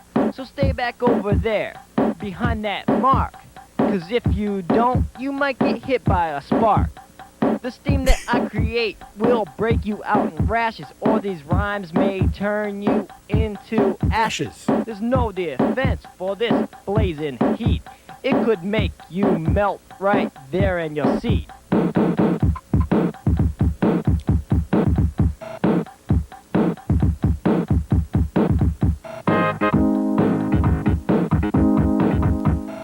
Blazing. Yeah. Hazing. Blazing. Hazing. I'm as hot I wonder if he got those ladies permission to film their boobs and ass. as the sun in the It was the 90s, so probably not. summertime. Watch the temperature rise as I cut my rhymes. My flames are burning. That's very Temperature rise as I cut my Look at that. rhymes. That's right. Get it red. My flames are burning day and night. The glare alone could blind your eyesight. All the other MCs out there are fake. My music and rapping will make them bake. As my flames This is a shitty electric oven. continue to rapidly spread, their sorry faces are gonna turn red. They can observe the blaze and try to learn, but if they compete with me, they're gonna burn. So Yeah. don't even step up and make a try, 'cause you'll end up like the rest, high and dry.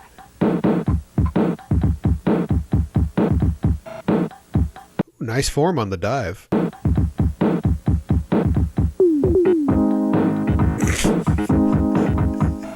Blazing, hazing, blazing, Hazing. hazing. That's right. Oh, wait, no. Ah. Blazing, hazing. Those fire alarms can detect that the blazing, hazing is in effect. Watch my moves, take a good look. My dancing will cause the floor to cook. To the ladies out there who like it hot, the blaze will teach you things that have never been taught. We can have some fun under the moonlight, but you wanna be careful, 'cause I might bite. BLAZIN, blazing, hazing is who I am. I had some fun and I'm glad we met, but the time has come for me to jet.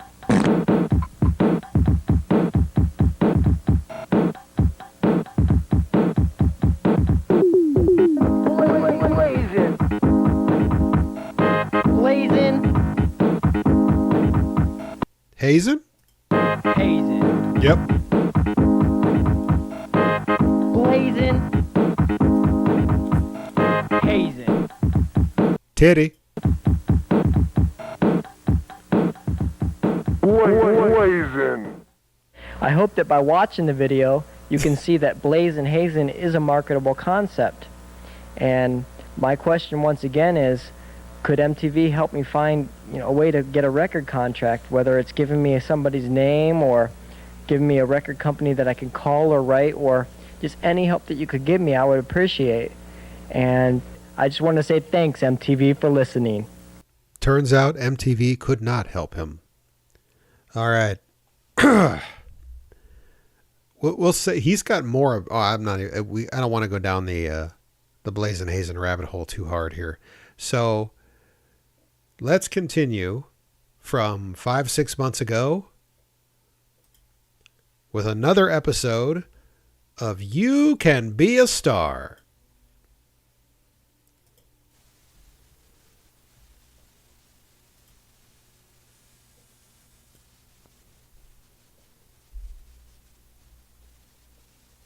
All right.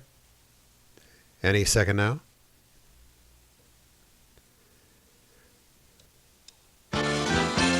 Yeah. Who's the volume here? This is Barry Johnson from Nashville, Tennessee. He's here to face Maggie Carlton, a singer from Madison, Tennessee. Hey! And Doug and Steve Williams from... Doug and... Oh, boy. Pineville, Kentucky. Oh, Pineville. Oh, man, that's fucking hick. The object to win a major recording contract and an appearance on the Grand Ole Opry. And a lot more on You Can Be a Star. And now, here's the host of You Can Be a Star, Jim Ed Brown. Full fucking band packed in there, though. Look at that.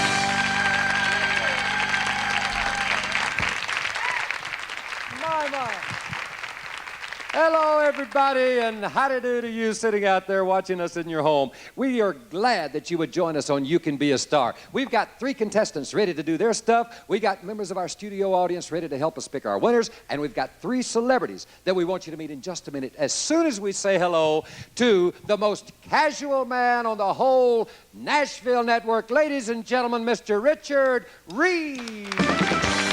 Oh. Yeah, very casual. Dressed very casual. How do you like my tie? I love your tie, sir. This is my Claude Rains tie. It is? How's that? Claude Rains. The Invisible Man, Claude Rains. Oh, the invisible tie. The invisible tie. I get it. Sorry about that. He sings good, shit, though, real man. good. I got a Nice. riddle for you. You got a riddle for me. Actually, Nice. for the Po Folks Band over here. Everybody pay attention to this. For the Po Folks Band. How much yard of Oriental soup weigh? Anybody? How A much cubic yard of Oriental soup. Listen. Nobody? Nobody knows it. Would it 1 be ton. 1? Huh? Huh? Oh, shit. They love it! You've got that right. Go ahead and see if you can find somebody with 2 tons. Get out of here, you And we'll go over here and fucker. introduce our celebrities. Ladies and gentlemen, the head man of the Tree Publishing Company, the head honcho himself. That's Hey, it's Buddy. Mr. Buddy Killen right here on the end. Buddy, nice to have you with us. Oh, I wish that thing wasn't in the way. And the queen of country music, lovely Miss Kitty Wells. Oh, Kitty Wells. And a young man that wrote a song that will live forever and ever and ever is Mr. John Hartford. John. I know that guy.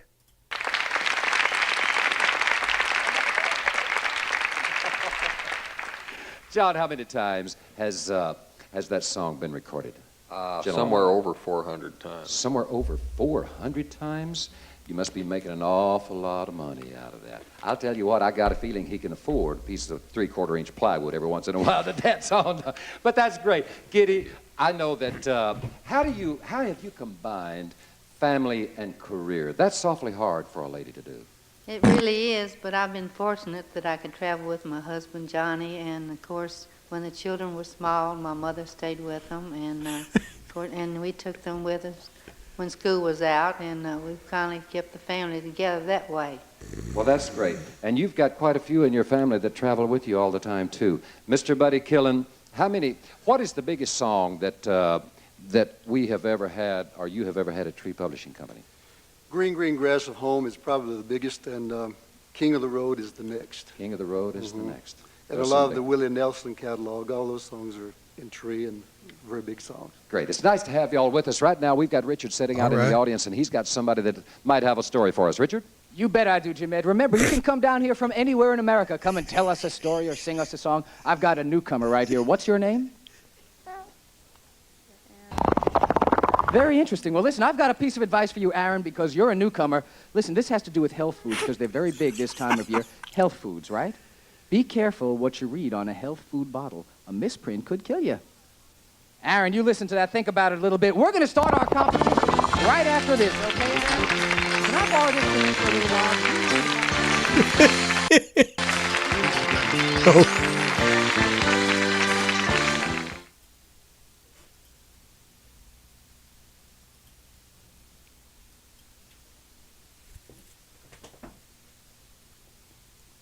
Oh, commercial break, apparently.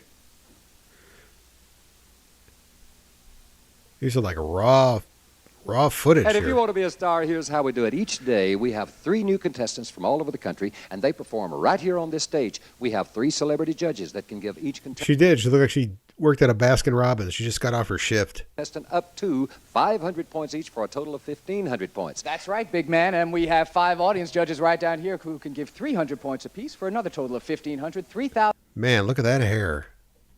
Have 5 audience judges right down here. Boy, keep that hair away from an open flame. Holy shit. Who can give 300 points apiece for another total of 1,500, 3,000 points at bay altogether. That's right, and then at the end of 4 days, we bring all of our daily winners back for our weekly championship. Then at the end of 12 weeks... My favorite part. We bring all of our weekly winners back for our... Grand Champions Week. And listen to what happens here, ladies and gentlemen. This is how you can get to be a... I think this guy's kind of pointless, right? I think he was kind of there to warm up the audience or whatever, but it's like, I remember this. We watched the last time we watched this, there was just this like guy that was trying too hard to be funny. Star. At the end of 12 weeks, we bring the weekly winners back. They will perform in an elimination competition. One of them will be our grand champ. He'll win or she'll win, or they will win if it's a group, an appearance on the Grand Ole Opry, and even more importantly, a major recording contract. Very exciting news. And a chance to appear with me or some of the other great names in country music. Are you ready for our first contestant? Always ready. All right, we've Fuck no. got a set of twins, we've got a lovely young lady, and we've got a hairy-legged old man. Oh, hold on here. Hairy-legged what? Hold on.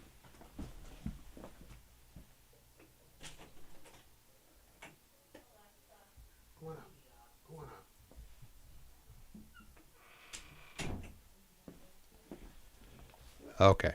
And let's bring him out right now. Ladies and gentlemen from Nashville, Tennessee, here's Mr. Barry Johnson. All right, hold on. I'm going to boost this a little bit more.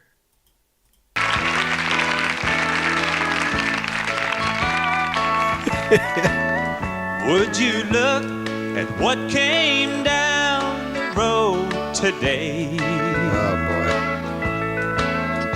Wanting me to be one more mistake to make. A bridge to burn to get to someone new.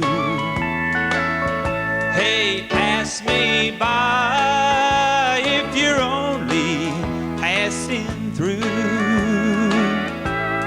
Fuck you! You sure look like the traveling kind of me. On the beach, shit. And don't stop if this ain't where you want to be. I just would like to say that you have a very large wiener. And now I don't know what you think you've run into. Succulent. Hey, pass me by if you're only passing through. Back up, beefy.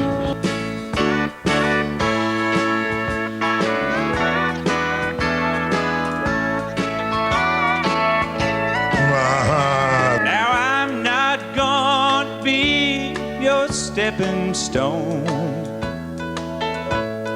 Shit. Among the other hearts that you walked home. Cut that bitch off! Lord, help me if I fall in love with you. Answer the phone, you Hey, dumb fuck. pass me by if you're only passing through.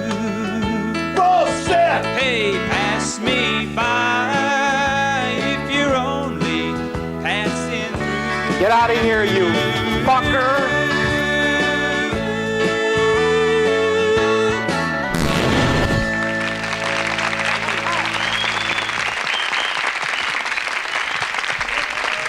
Mr. Barry Johnson. Come on down here, Barry. You said, I said you're from Nashville, Tennessee. It was perfect. Actually, you're from Indiana, is that right? You got that right. Whereabouts? Not from around here, boy. Columbus. Columbus, Indiana. Columbus. Okay, I know where that is. I know where that place is very well, up close to Indianapolis. Right. Well, it's nice to have you here, and I know that our judges are ready to tell you what they thought of you. First off, let's see, Mr. John Hartford, what do you think? Well, I thought he did a mighty fine job. And I would have to make the same comment that Buddy Killen made earlier, though, about doing an original song. Oh. But I gave him a 400. You gave him 400 points. That's an awfully good start. For the first contestant here now. All right, Miss Kitty Wells. I liked his singing very much, and I think he has a great delivery of song and puts. 400 points. What are the? Is it like Whose Line Is It Anywhere, where the points don't matter? You just get like 7,000 points. A lot of presence and feeling into it. Great. What did you give him? I gave him a 400. You gave him 400 400. too. All right, that's a total of 800 out of a possible 1,000. That's pretty good, Barry. Now we go to Mr. Buddy Killen. That's pretty good, boy. I think he's got potential. Just got to stay with it a little while longer, work on your style a little bit. But I give you 400. 400 points. 400. Is that the most you can get?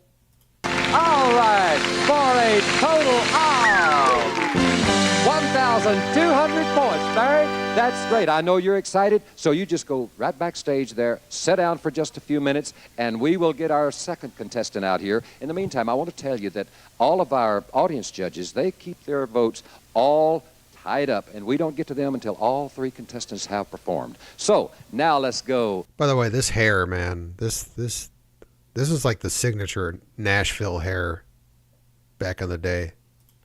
To our second contestant. Ladies and gentlemen, it's always a pleasure to introduce a lovely young lady, and this is one from Madison, Tennessee. Say hello to Maggie Carlton. Maggie? Maggie.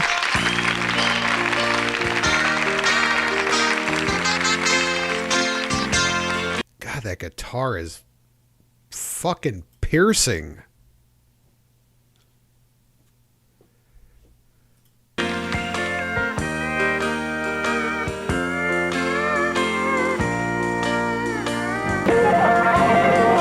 Just when the sun shines the brightest, Cut that bitch off!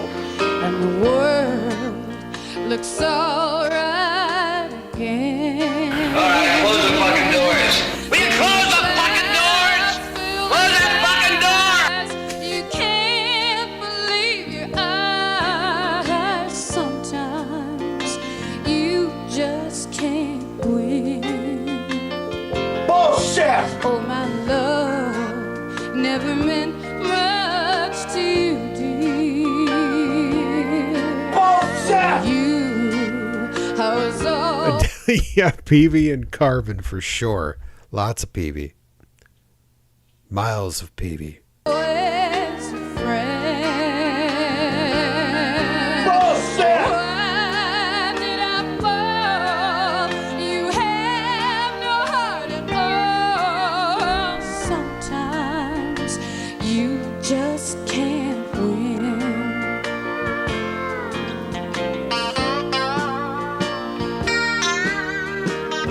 Oh.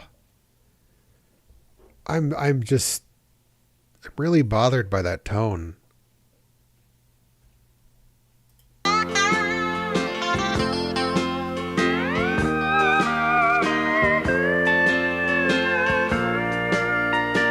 No, I can't live like this any longer. You know what it sounds like? You remember like those guitars you get that had the speaker built into it? It sounds like an electric guitar with a speaker built into it, and there's a mic up to that speaker.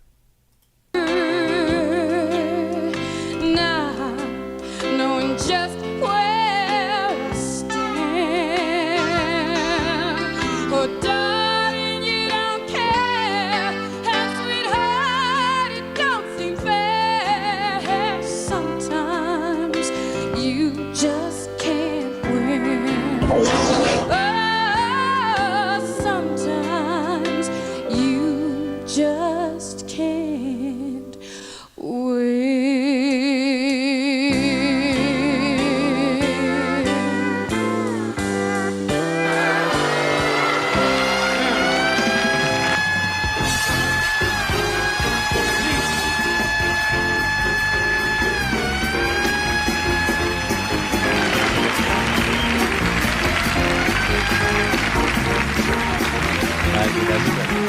Step down here, sweetheart. I want to ask you a question. So, Yeah, she sucked.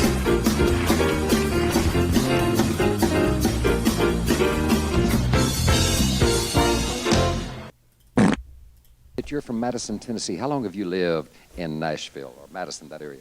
Just about exactly a year. And you're from? New England. That's what I thought. Whereabouts in New England? Connecticut. Up all the way up in Connecticut. Well, One of them goddamn Yankees. it's nice to have you here in Nashville and on You Can Be a Star. Let's see what our celebrities thought about Maggie.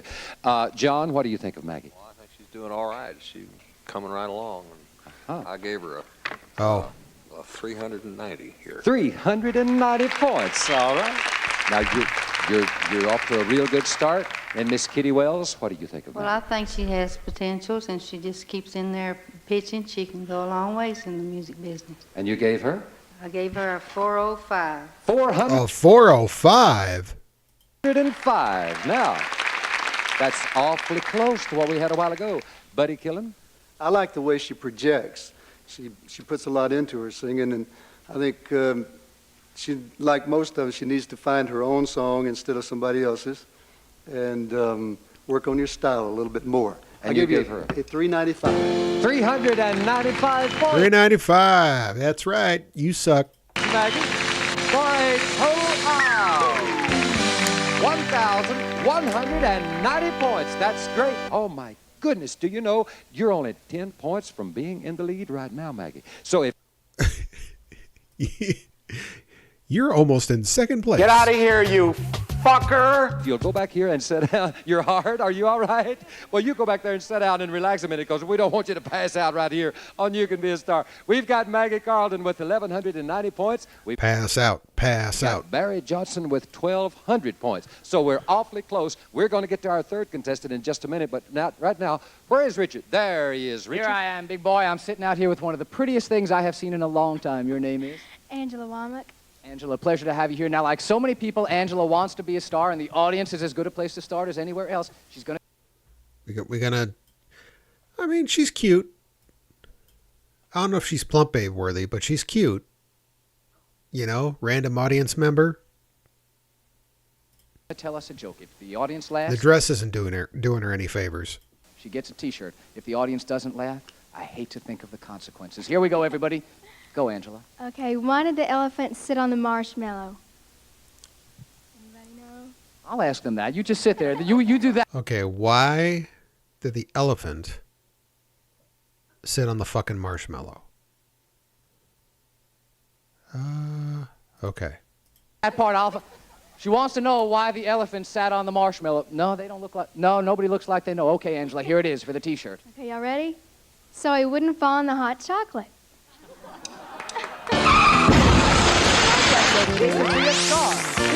That's some thick carpeting on those fucking steps, man. I wonder how many people fell and busted their ass on those things.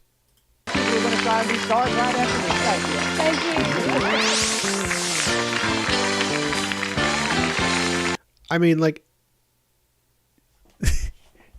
like they got the treble cranked on all those fucking amps.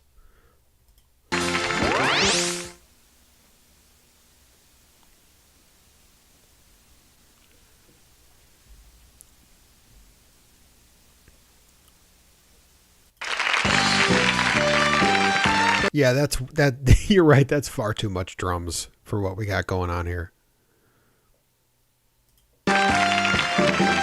The redhead on the synthesizer, though, man, she's keeping it together. She's holding this whole band together for sure. And the piano.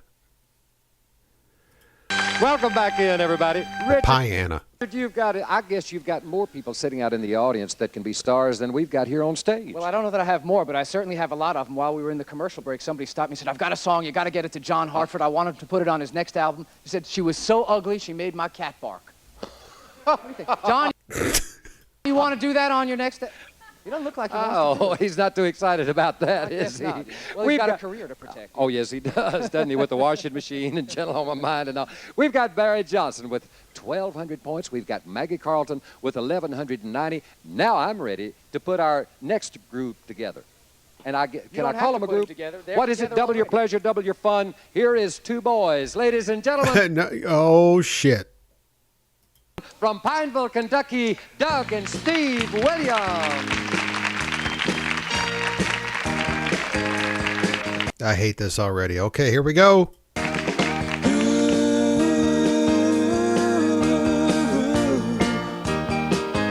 I'm liking them shoes or whatever they are.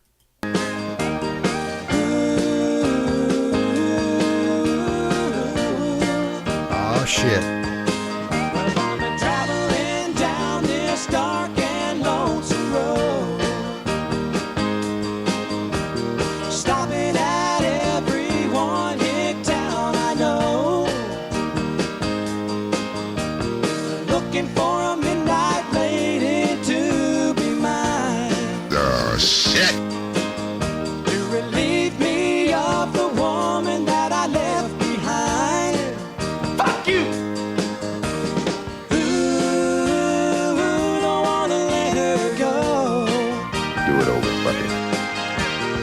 Ooh, 'cause I love her so. Come on, let's go. All right, come on, come on. Yeah.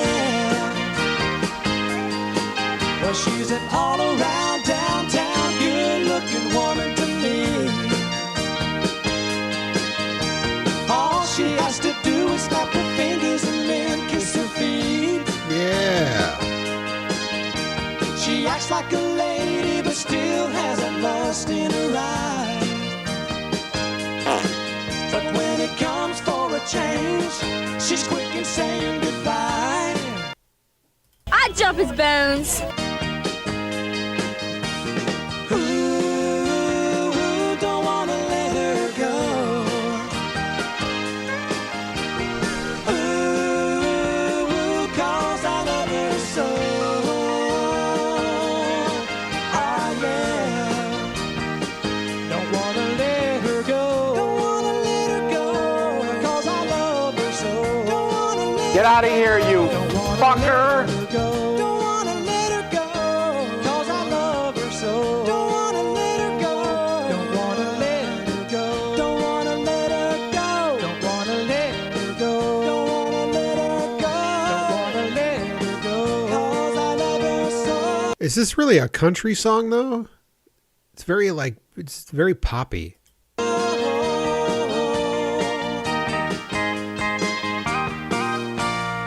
I'm trying to help you, motherfucker.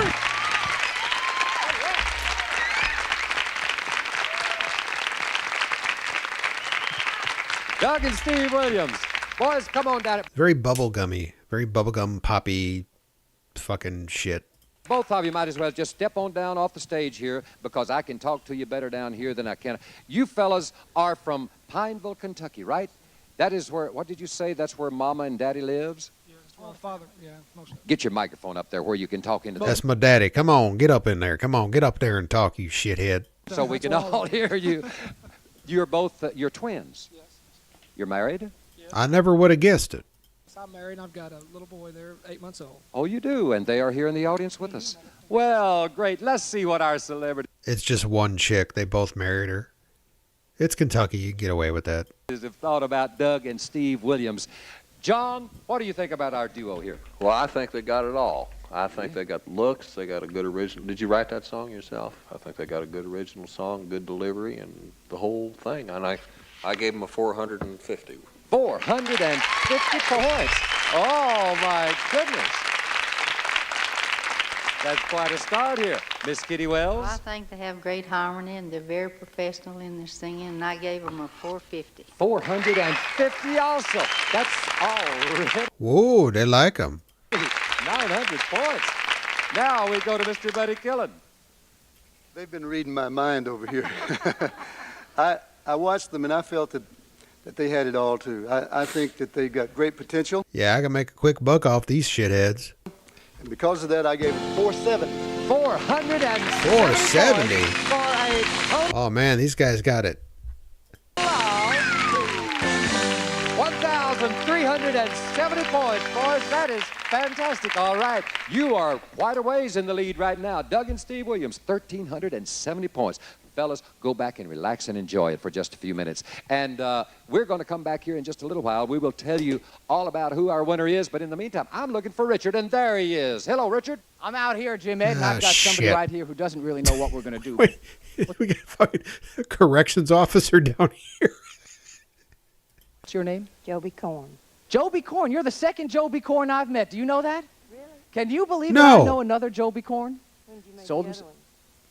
little while ago. It's not important right now. I want to give you a little consumer tip, though, a little consumer tip, because these are very difficult economic times, and there are things you should know. Remember, if your phone rings in the middle of the night, it probably means your bill is paid. It is right. It's not fun. Fuck me.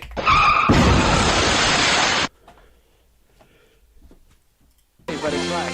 He's right. It's not funny, but it's right. We've got the totals, and they're coming up on You Can Be a Star right after this.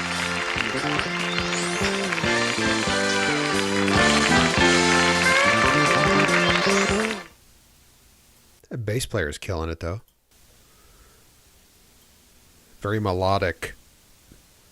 The world's most melodic country bass player. All right, we get to judge the. All right, can we bring out Redneck Kiki Shepard to to judge who's going to win here? Welcome back in, everybody. Now the mystery is starting to unfold. We've got Barry Johnson with 1,200 points. We've got Maggie Carlton with 1,190 points. And we've got Doug and Steve Williams with 1,370 points. You at home, y'all have picked a winner too. So why don't you write to us here at You Can Be a Star, 2806 Opryland Drive, Nashville, Tennessee, 37214, and let us know what you think about our winners. Also, if you've got somebody in your area that you want to get on, let us hear from you on that too. Right now, though, we have got to find out who our winner is, and Richard has got it all in his hands. Richard? Jim Ed, as you know, this is the magic envelope. The 5 people down here are the ones who have decided the fate of our contestants. The celebrities voted earlier. 4 days a week, we have new people up there. On the end of the week, they all come back to compete for the championship. One of them could be our grand champion at the end of 13 weeks. Today's results. Barry Johnson was contestant number 1. From the celebrities, he got 1,200 points. From our audience judges, he got 1,025 points, 2,225 points for Barry Johnson. All right, Barry Johnson.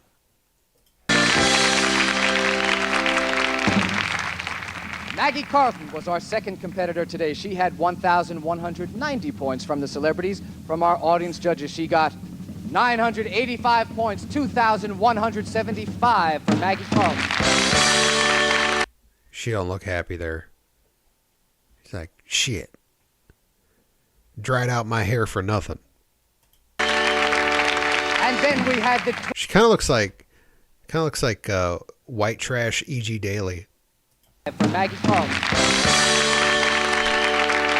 And then we had the twins, Doug and Steve Williams, 1,370 points from the celebrities.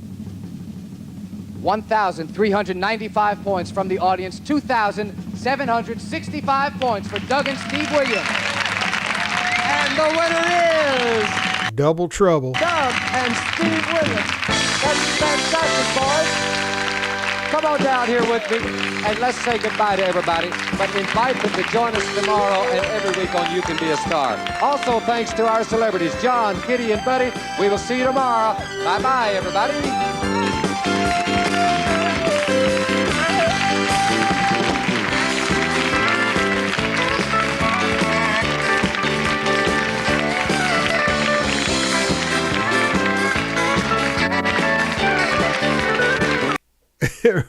Yuck, I'm smeared up, yeah.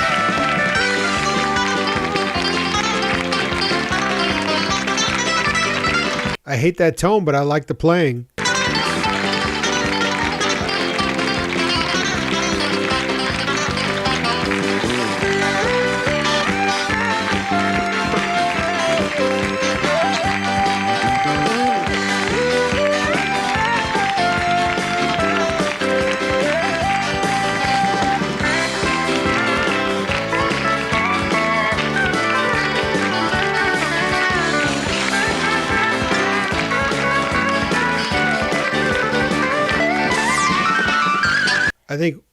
I think white trash E.G. Daly's getting to carload.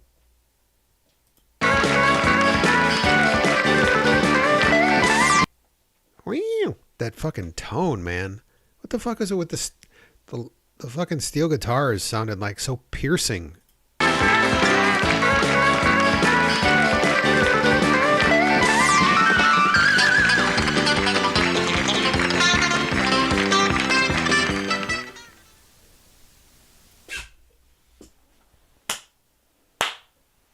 Okay, so we can I don't know. It's up to you guys. Do you guys want me to do another episode? We could do another episode. You know, otherwise we can save these. Wait till next time. It's kind of a slow night. You know, Jay, Buddy joined in. Nobody else joined in. We didn't have any appearances from anybody else. So it's a slow night. Do it. Okay.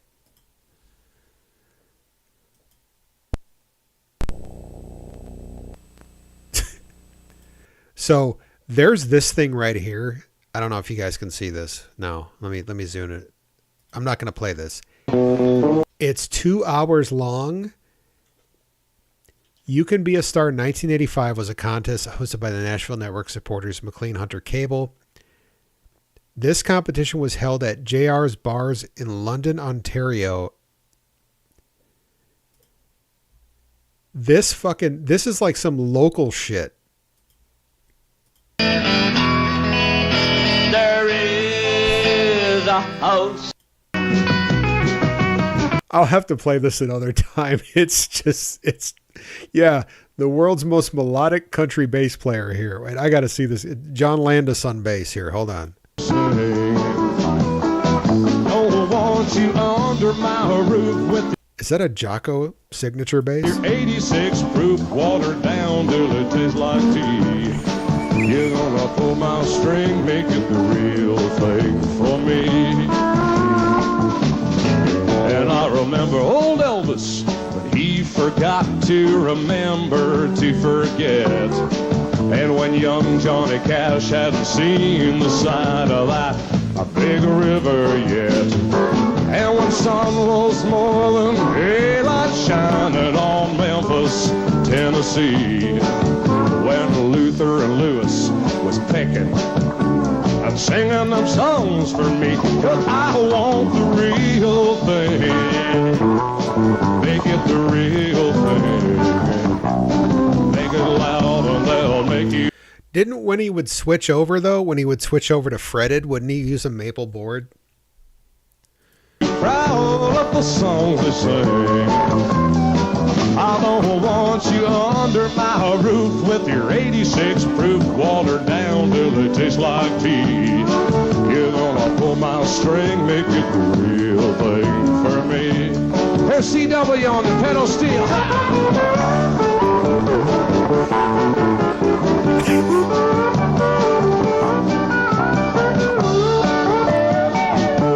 Okay. I'm going to save this one because it's that good. All right, so let's go back to this one. This is an actual episode.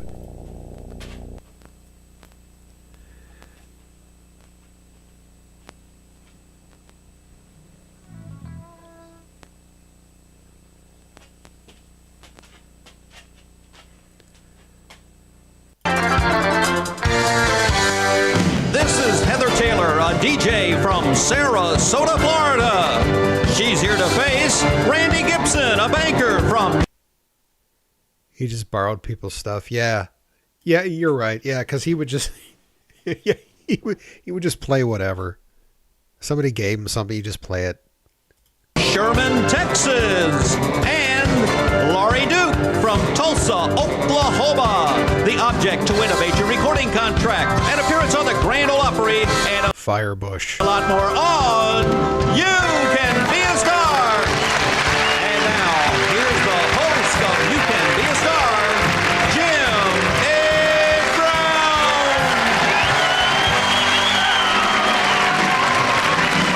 What was it with 80s game shows where you had to like do a little jog out to the stage? Oh, what a pleasure it is to greet you on a Monday. Here we are into our 11th week of our 12th 13-week competition. Our contestants, they're walking the floor. I know you're ready to meet them, but first off today, let's say hello to our celebrities. Ladies and gentlemen, epic recording artist, Mr. Les Taylor. Thank you. That is a magic mullet. What type of mullet is that? It's like a Michael Bolton mullet. I know that face looks familiar. The gentleman sitting in the middle is a young man. He's the program director and music director of WFLS in Fredericksburg, Virginia, Mr. Jim Asker. Thank you. Of course. And a gentleman that really needs no introduction. He's a great friend of ours here on You Can Be a Star. President of Doorknob Records, Mr. Gene Kennedy. Thank you, Jimmy. Of course. Good to be back. And now, the one fellow you haven't had the pleasure of meeting yet here on You Can Be a Star on a Monday is our co-host, standing on the stairway of stars, Mr. Larry Black. And I thank you, Jimmy. So they just get a different dude every time? Is this Andy Richter's dad? Boy, I got the very best seat in the whole house here. We're ready for another week, counting down to that grand championship. What's your name? Christopher. Hello, Christopher. How you doing? Fine. Let me see now. You're 6 years old and you're in the kindergarten, right? You got any girlfriends, Christopher? One. Just one. What's her name? Karna. How long you been going with this babe? Week. 1 week? Whoa. Sound like a long-term romance to me. You got a joke for me? What is it? What key can you eat? What kitty can you eat? Key. What key can you eat? Boy, I don't know. What key can you eat? A turkey. You get out of here. I think I just did. Don't go away. I think I just shit my pants. Good going. We'll be right back.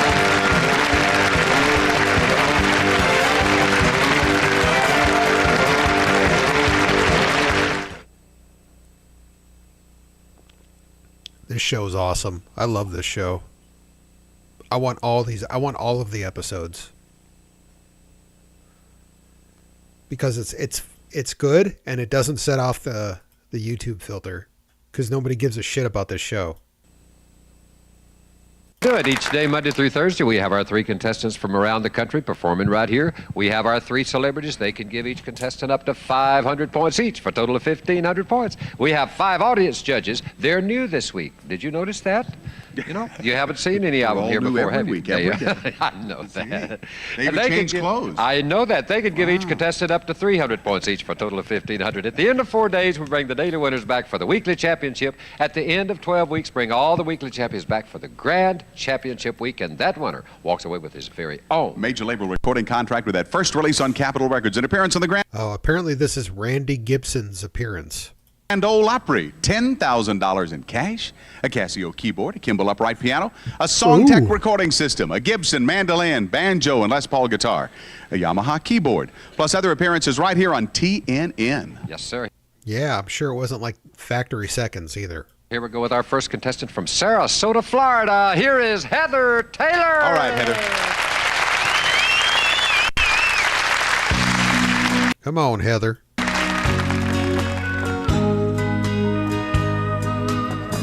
I bought me some coffee. You took off your ring. Said you were leaving. I just asked you for the cream. I took all the blame as you turned towards the door. You stood there expecting my tears like before, but I didn't feel. You gotta love the fact they're giving away. Yeah, that they're giving away. I give him some Les Paul guitar during Les Paul. Yes, you know, some factory second, yeah, studio horse shit. Nothing, no, nothing at all. The feeling was gone. I thought it would hurt when you walked out on me. Oh, but I didn't feel a thing. Give it up for Brenda.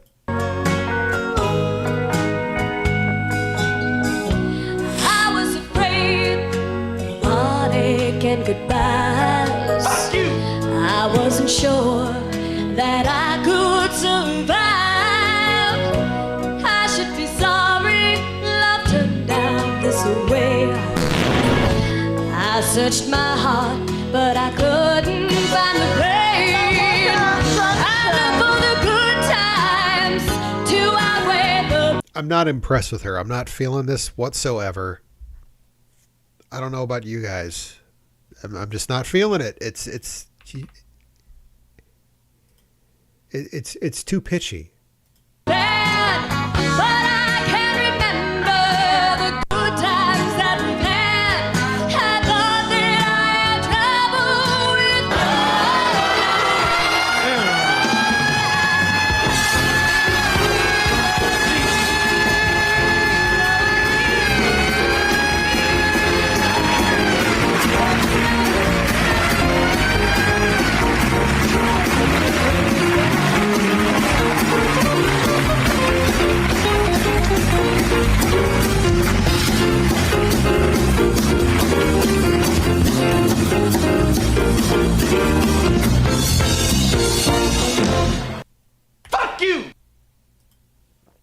Not feeling it.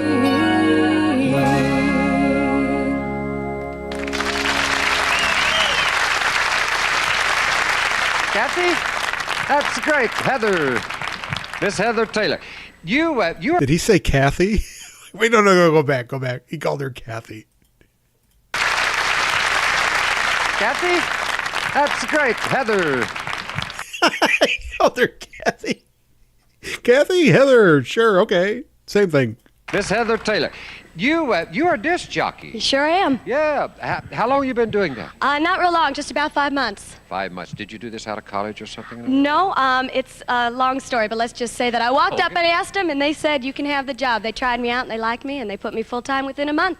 I don't even like her talking. We like you here, too, on You Can Be a Star. Gene, what do you think about this, young What a big voice from such a petite young lady. And I mean, she really got into that song. I thoroughly enjoyed it. The name suits the star, Heather Taylor, and I gave her 430. Oh, you just want to fuck her. Thank you very much, Gene. Jim, how about you, sir? Well, Jim, I thought Heather was terrific. She had a terrific voice, great quality in her voice, and I know she had good eye contact, too, for her first time on television, if it is her first time, and I gave her a 440. Oh, these guys all just want to bang her. Thank you, Jim. Les, how about you, sir? Well, first of all, I like the name. You know, can you get it? But anyway, I thought you had a powerful voice, and the song definitely showed a good range, and it was a very good song as well. And I thought you did a great job. 425. 425 for a total of 1,295. Starting off our contestants part of the show today. Congratulations to you and good luck. Thank you very much. Okay, here we go to the Stairway of Stars. Here's Mr. Larry Black. All right, thank you very much. I'm standing here with the dead man. David Rosel. David, how you doing? Fine, thank you. Where are you from, David? Guelph, Ontario, Canada. Now, you've been here before, haven't you? Yes. What, do you just frequent Tennessee? You just kind of jump up and down jump and come up and down down, here, huh? right. Okay. Well, you got a joke for us? Yes, I have. I'm ready for it. Go ahead. What did the bald man say to the comb? Now, wait a minute. Are you going to get me in trouble? I'll never part with you. Yeah, don't you go anywhere. Stay right here with me. We're going to go back over to Jim Ed Brown. Jim? All right, sir, and welcome back. Gene, we talk about a lot of things here on You Can Be a Star, but we have never talked about or discussed the process that a record goes through from the time that, say, you go into the studio and start... Yeah, I don't know what the shitty sidekick, though. Yeah. ...recording, and all of that process until it's finished like up. They just swapped them out. ...up and gets into the eventual, you know... But this is clearly later in the show because he lost his signature Opry hair. I liked when he had his Opry hair and the fucking the flashy coat. He should have just kept that style the whole run of the show. Person's hand that's going to listen to it. It's about a 3-week process, Jim Ed, and from the studio when you record on 24-track, normally we record on 24-track, you go from there to what is called a mastering facility, where the tape is put on a machine and equalized, everything in it is equalized again, and just sort of fine-tuned from what you do in the studio, and going into a cut from a tape to a disc. And it's cut. And then from there goes to a matrix plant, which goes into a chemical process of acid, and it's nickel plated. And the acid eats the nickel away, and that's from that is derived the mother, and from the mother are the stampers, and the stampers are actually what goes on the press. Huh. The mother, the Holy Mother. It's a very, very time-consuming and difficult process. Our pressing plants here in Nashville, we have some here. How many records can they press a day? The one that I use to press our records, they're capable of doing about 60,000 records a day. Woo, 60,000. This is singles. It's albums also? Yeah, singles. No, the album facility probably can do maybe 40,000 albums a day. That's still a lot. Yeah. They do that many every day. Let me see. If I could sell that many every day for the next 15 years. We wouldn't have anything to worry about, would we? We would not. Neither would our contestants. From Shit, yeah, motherfucker. Sherman, Texas, is our next contestant. Here is Randy Gibson. Okay, here is the Randy. All right, this is the Gibson's YouTube page with 18 subscribers, which I think is a few more than I have. So they've got to be taken seriously here.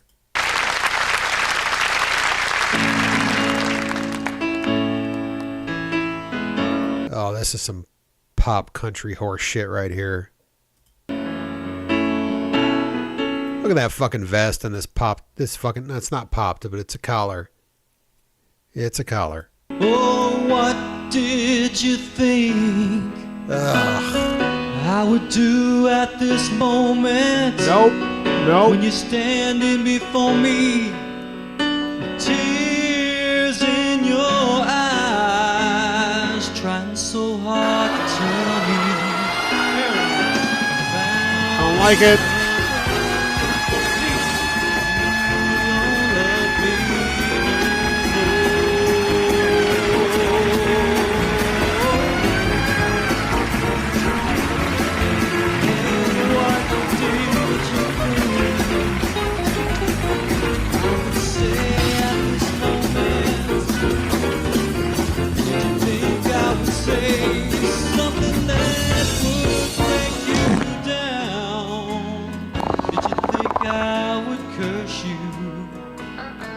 Say things to hurt you. Eat a dick. Wow, this goes on. Okay. No,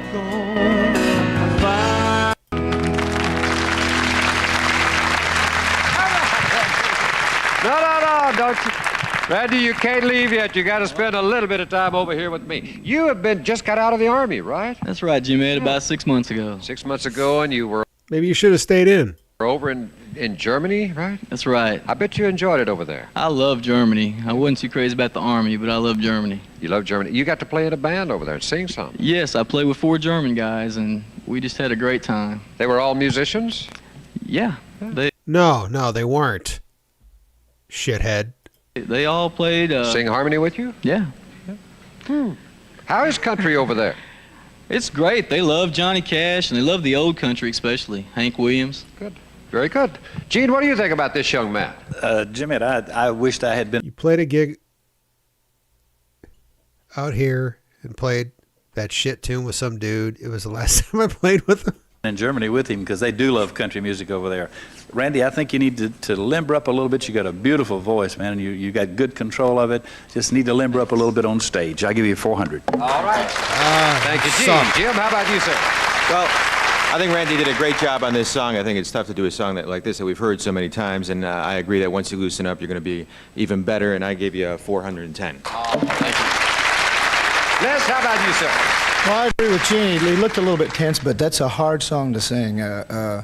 It's hard to step in Billy Vera's shoes for sure, but it's a great song. I'd like to hear you do a song maybe that's not so rangy or whatever, but that doesn't mean you don't have a future in this business. I gave you 390. Yeah, fuck. That's a big fuck you right there. 90 for a total of 1,200 points for our Randy here. All right, everybody, we're going to take a little short break and we'll be right back to our third.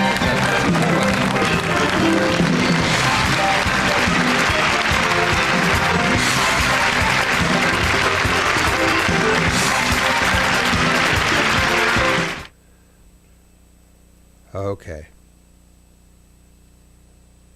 All right. Oh, we got a promotional.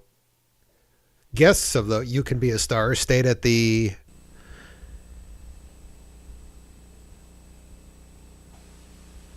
perhaps The Park Suites Hotel in Nashville invites you to stay where the staff of You Can Be a Star stays. Just minutes. Son of a bitch. Fucking number. You know how this goes. Da, da, da, da, da.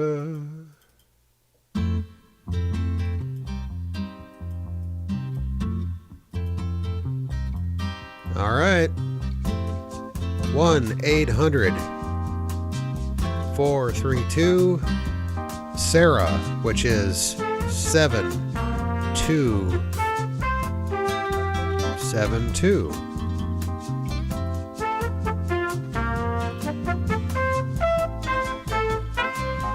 We are sorry, there is no one available to take your call. Please record your message after the tone. Press star to discard the recording, or press any digit to end the recording. Hey, I'm trying to get a hold of the Gibsons. They sang a great song there on You Can Be a Star, and I was just trying to figure out if they were staying there. You know, I'd really like to get to know them Gibsons. You know. They got some pretty mouths. I don't know.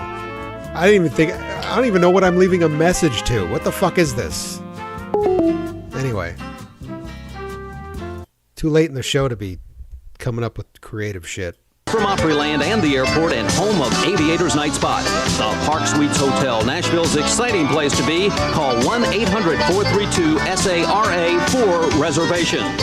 Our grand prize winner will receive Kimball's special edition high sheen oak finish piano. Features direct blow action for better response. Ooh, direct blow action. That's a selling point for me. Quality to satisfy today's musical taste from Kimball. And Gibson's Epiphone Les Paul electric guitar is... Oh, Epiphone by Gibson. Ooh, with the single coils and the humbucker. Oh, and the whammy bar. It's a tremolo. Rock and Roll Rocket, designed for high-powered performance from Gibson USA. High-powered performance. Welcome back, everybody, and thank you for watching those words. Jim, you had the opportunity to go to college. You have a degree in radio. What is it? Radio and television, broadcast journalism. Radio, television, and broadcast journalism. That's right. You had the opportunity to get your degree, and now you're into radio. Do you advise people, that come to you and want to get into it to go on to college or go to school and learn? Yes, definitely. No. Jim Ed, because being a program director, we get calls all the time from kids, how do I get started in this business? Or people who have been in other jobs and they want to be on somebody's told them they had a good voice or something. And the best way to get training and an education is in college radio, take advantage of the college station, and you also have a degree, and you might have something else to fall back on. Did you have any... This is all very, very modern career advice. Role models, anybody that you were following as you were coming up? Oh yeah, the old WABC jocks were the greatest, and being from upstate New York, you can listen to those clear channels. And we didn't talk about that. I said that you were from Fredericksburg, Virginia, but you were raised in New York. Upstate New York. Yeah. Yeah, it's fucking great. Whatever. Okay, Lori Duke. Okay, we got Joan Cusack here up on stage. Today the judge untied the knot of a love that ceased to be. Now can't. we're trying to decide how to divide up even.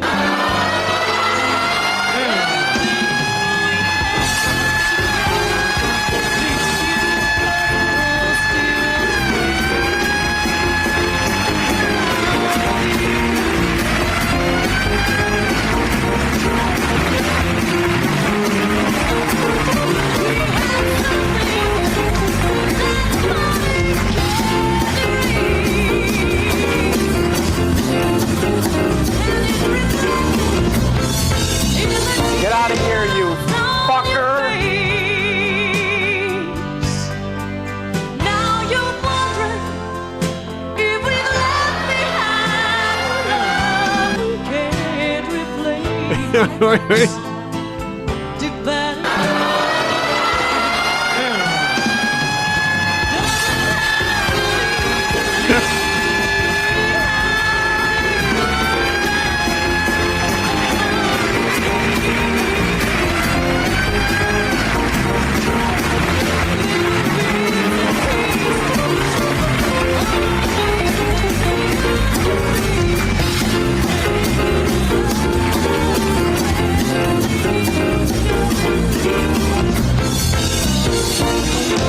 Oh, fuck yeah, you are the fucking whip shit of all fucking shitter bongers.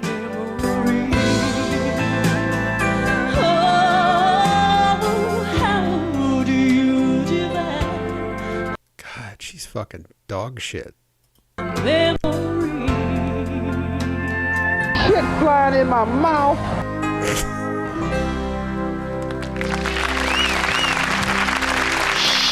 How do you revive a memory? Oh, that's nice, sweetheart. I don't want to be just a memory. Oh. I want. You would be the best one. Shoo. Wait. Do it again. I want. You would be the best one. Do we stay here and talk a little bit? You're from Tulsa, Oklahoma. Tulsa, Oklahoma. You got a band out there, right? Yes, I do. And you perform all the time with them. What's the name? Hoi Polloi is the name of the band. Hoi polloi. Hoi polloi. Hoi polloi. What does that mean? It's Greek for the masses or the common people. Okay. Well, you got it all together. Gene, what do you think about this young lady? Jim Ed, I think she looks as comfortable on stage singing as you do doing what you're doing. You know, she just feels right at home there. She sold me on that song, and I think one of these days I'll probably be promoting a record by her. I gave her 480. Yeah, I got it. Show us your tits! Show us your fucking tits! Let me hear. Thank you. Thank you, Gene. Jim, how about you, sir? Well, I think Lori had a great one-to-one quality. I felt like she was singing to me when she was up there, and she really looks like she enjoys singing, and she's great at it, and she has pretty red hair, and I gave her 450. Thank you, Jim. And Les, how about you, sir? Be someone the judges want to bang. That's how you win the contest. Well, I thought she seemed a little nervous at first, but then when she settled back into the song, she did a great job. I thought it was a great song, and I must be crazy. I gave her a 410. For a total of 1,340 points, and that puts you into the lead. You can enjoy that right here with me. Everybody else can enjoy Larry on the Stairway of Stars. Thank you very much, Jim Ed. I'm standing here talking with Gilsey Campion. Gilsey? Yes. Well, that's an unusual. That is what is going on here with this fucking outfit? Name? How do you spell Gilsey? Gilsey. Is that a family name? Sort of. It's a shitty name. Sort of. They a didn't made-up want to name you name. Gilbert, but Right. they figured to name you Gilsey. Instead of Gil, I got Gilsey. I got you. I like that name. Thanks. What do you do in Austin, Texas? I sell houses, Yeah, it's a fucking space blouse. or I try to.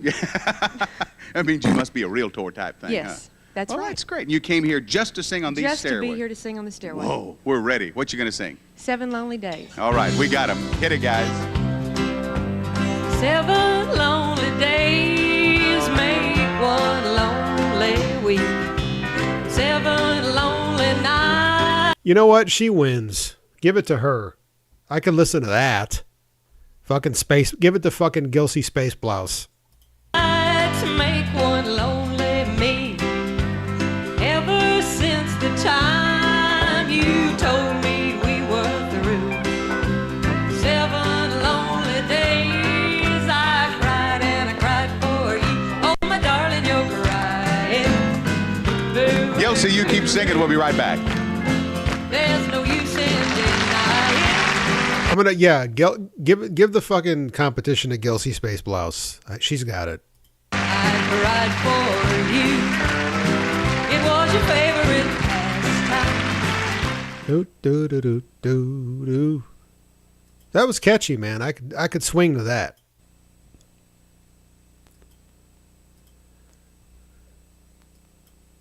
Fucking nothing worse than like 80s pop country. It's like ugh.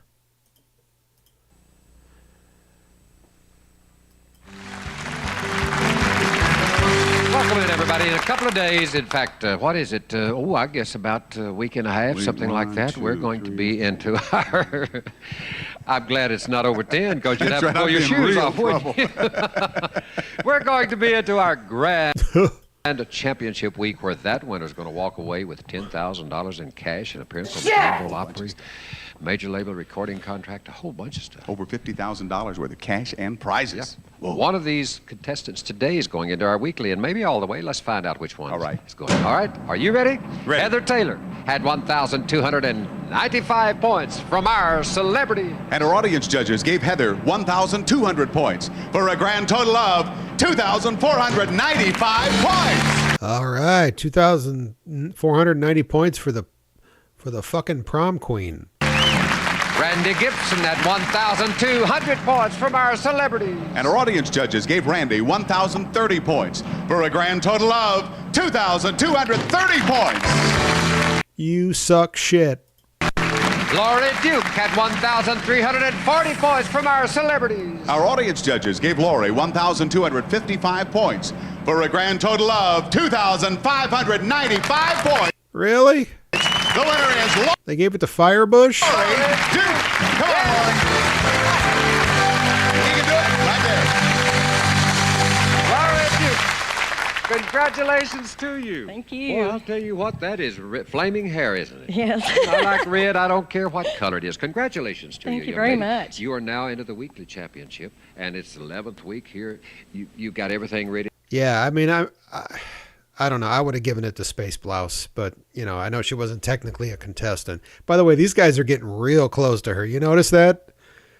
Real fucking close. Look at fucking Andy Richter's dad over here. Fucking just, Now you think you're going to make it all the way to the grand championship? I'm going to give it my best try. I'll bet you are, too, and we're going to be expecting that.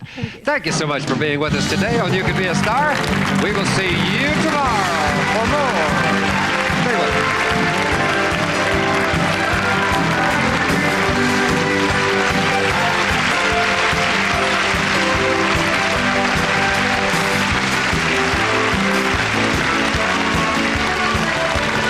it was really who they just wanted to bang the most.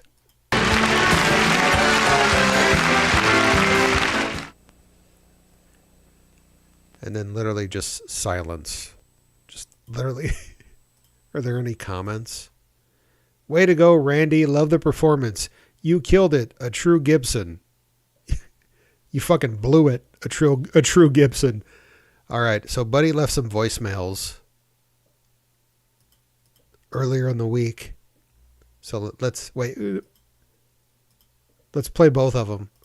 That's cool. I never knew. Wait for the beat. The bass line ascends. Anyway, I've been watching this YouTube video. I was going down the rabbit hole, you know, as we all do at times. And it was about this, you know, the Dodge, you know, the 1980s, like, Malaise era or whatever. And there was a Dodge called the, oh, shit, what's it called? Damn it.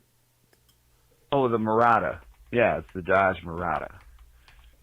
And so I remember it was almost the sperm of the moment before you. You were a little guy. But which, by the way, the Dodge Murata, that looked like every other fucking Dodge from that era. There was like 2 or 3 other cars. Yeah, there was the Chrysler. So wait, no, I got to get a picture of this. This is fucking typical Chrysler. This is typical like late 70s, early 80s Chrysler. So there's the Murata, okay? But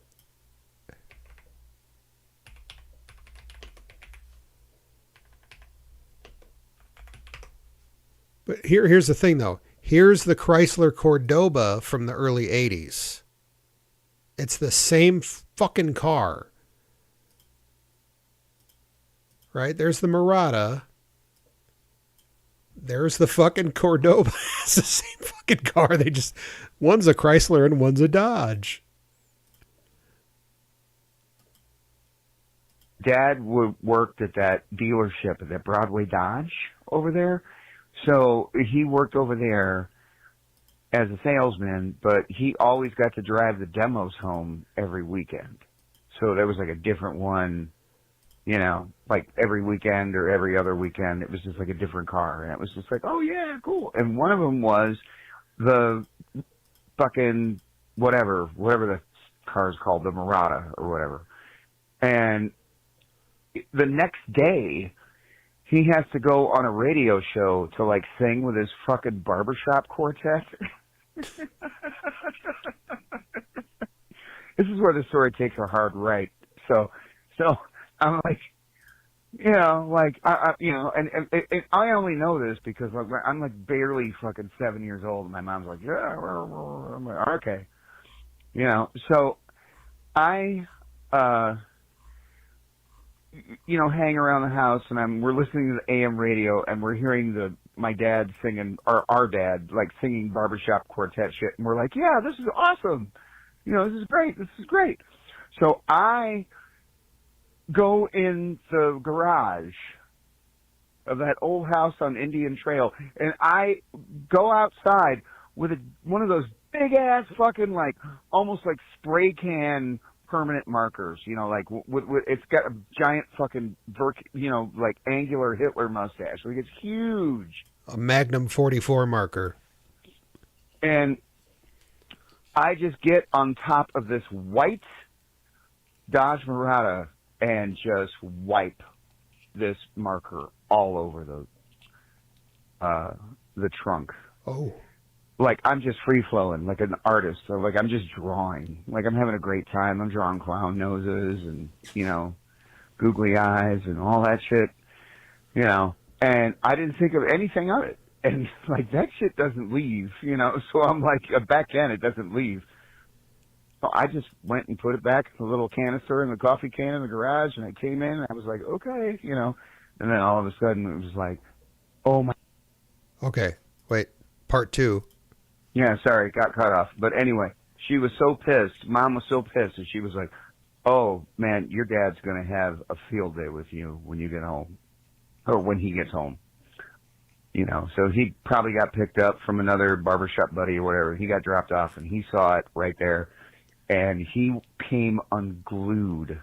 Not like beat your kid unglued, but like it was just more like, I don't know what to do with you, And the next thing, because I was a real low maintenance kid back then, and then I remember like he had to pay some money to like get it replaced, because it was like a white, all that demo, but he had to get the hood, the trunk replaced or anything like that. So yeah. I don't know if you knew that happened. So, I remember our mom telling us the story about our dad. So after work, him and a couple buddies like went out drinking, and they stayed out a little too late, and they got too drunk and they couldn't drive home because it was too far. But the dealership was like right down the street, so they drove back to the dealership, and they were driving a demo, or like one of the cars, and they pulled the car into the garage, like into the mechanic's garage. And they weren't, they just pulled into the garage. They weren't paying attention to where they, how straight they pulled in. They just pulled into the garage, and then they like passed out on the couches in the office. And the next morning, every morning when they would come in, the mechanics would raise up the lifts, like the things that lift the cars to like, basically like every morning they would just raise the lifts to pressurize them. And he parked the car, he parked the car that they drove in like halfway, kind of half on the lift. So in the morning they came in, they turned on the lifts came up, and because the car was halfway parked on the lift, it just flipped over the car on its side. And my dad and his buddy were like, they woke up to the sound of a car flipping over in the garage. So, it was the 70s. What are you going to do? Anyways. Yeah, and somehow didn't get fired because it was the 70s. Holy shit. Anyways, free cheese, everybody. Anyways, thanks, guys, for sticking around. I want to thank... shit. It was a slim crowd tonight, but I appreciate anybody who jumped... No. Yeah. I appreciate anybody who stops by. Thanks, Jay, for sticking around to the end. Thanks, Buddy, for coming by. We're not thanking anybody else. We're not thanking Ian. Ian's just been MIA. We're not thanking Tiff. We're not thanking Garrett. We're not thanking Ross. Fuck them all. By the way, Tiff recently acquired Stockard Channing's 1978 Chevrolet Monza. So, congratulations to her, I guess. I want to thank Stephen the Heathen. I want to thank Space Blouse. I want to thank Sandman Sims, Kiki Shepard, Sinbad, Steve Harvey, Frank Owens and the band. And until next time. Yeah, until next time, guys. Thanks for sticking around. On a one-way trip to the sun. Thanks for turning me into a someone. So I sing you to sleep. After the love and I brush back the hair from your eyes, and the love on your face is so real that it make me wanna cry. And I know that my song isn't saying anything new.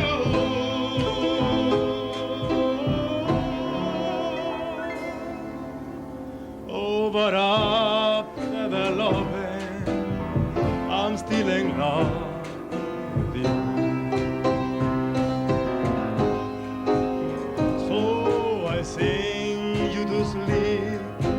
After the loving, I brush back the hair from your eyes. All right, here we go. This is very important, people, so. All right. Stay tuned. Holy cow. I just pooped my pants. I can't wait to tell you what's happening on Friday, May 16th. Joe, what's happening on Friday, May 16th? It's the WVLP community dinner. Is that baby finally coming out of your tummy? And everyone is invited. Everyone's invited? Everyone. There'll be a hog roast. Roasted chicken. Oh, I can smell the meat. And other catering provided by Rugi Meats. Rouge Meats. No, it says very specifically, phonetically, it's actually spelled Rugi. That's why we're calling it Rouge. That's why we call it Rouge. Rug Meats. Ruggy.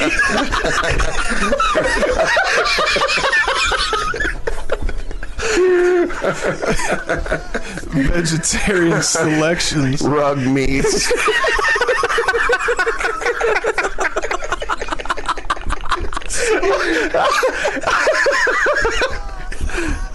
And yummy homemade desserts. And musical entertainment. It's probably like some 12-year-old kid who's, yeah. Be at the Butterfield Pavilion on Friday, May 16th between 4:30 and 7:30 p.m. Or be square. Now keep in mind that Joe read that. Tickets are a mere $15 and available by calling 219-476-9000. One more time, that's 219-476-9000, or from any WVLP personality or at the door. I got him in my bag, people, so if you want to come down, knock on the door. I will see you there. I'll see you there too. Oh yeah, man. Joe Falk, ladies and gentlemen, reading up. You know what though? It is worth it. It is worth it.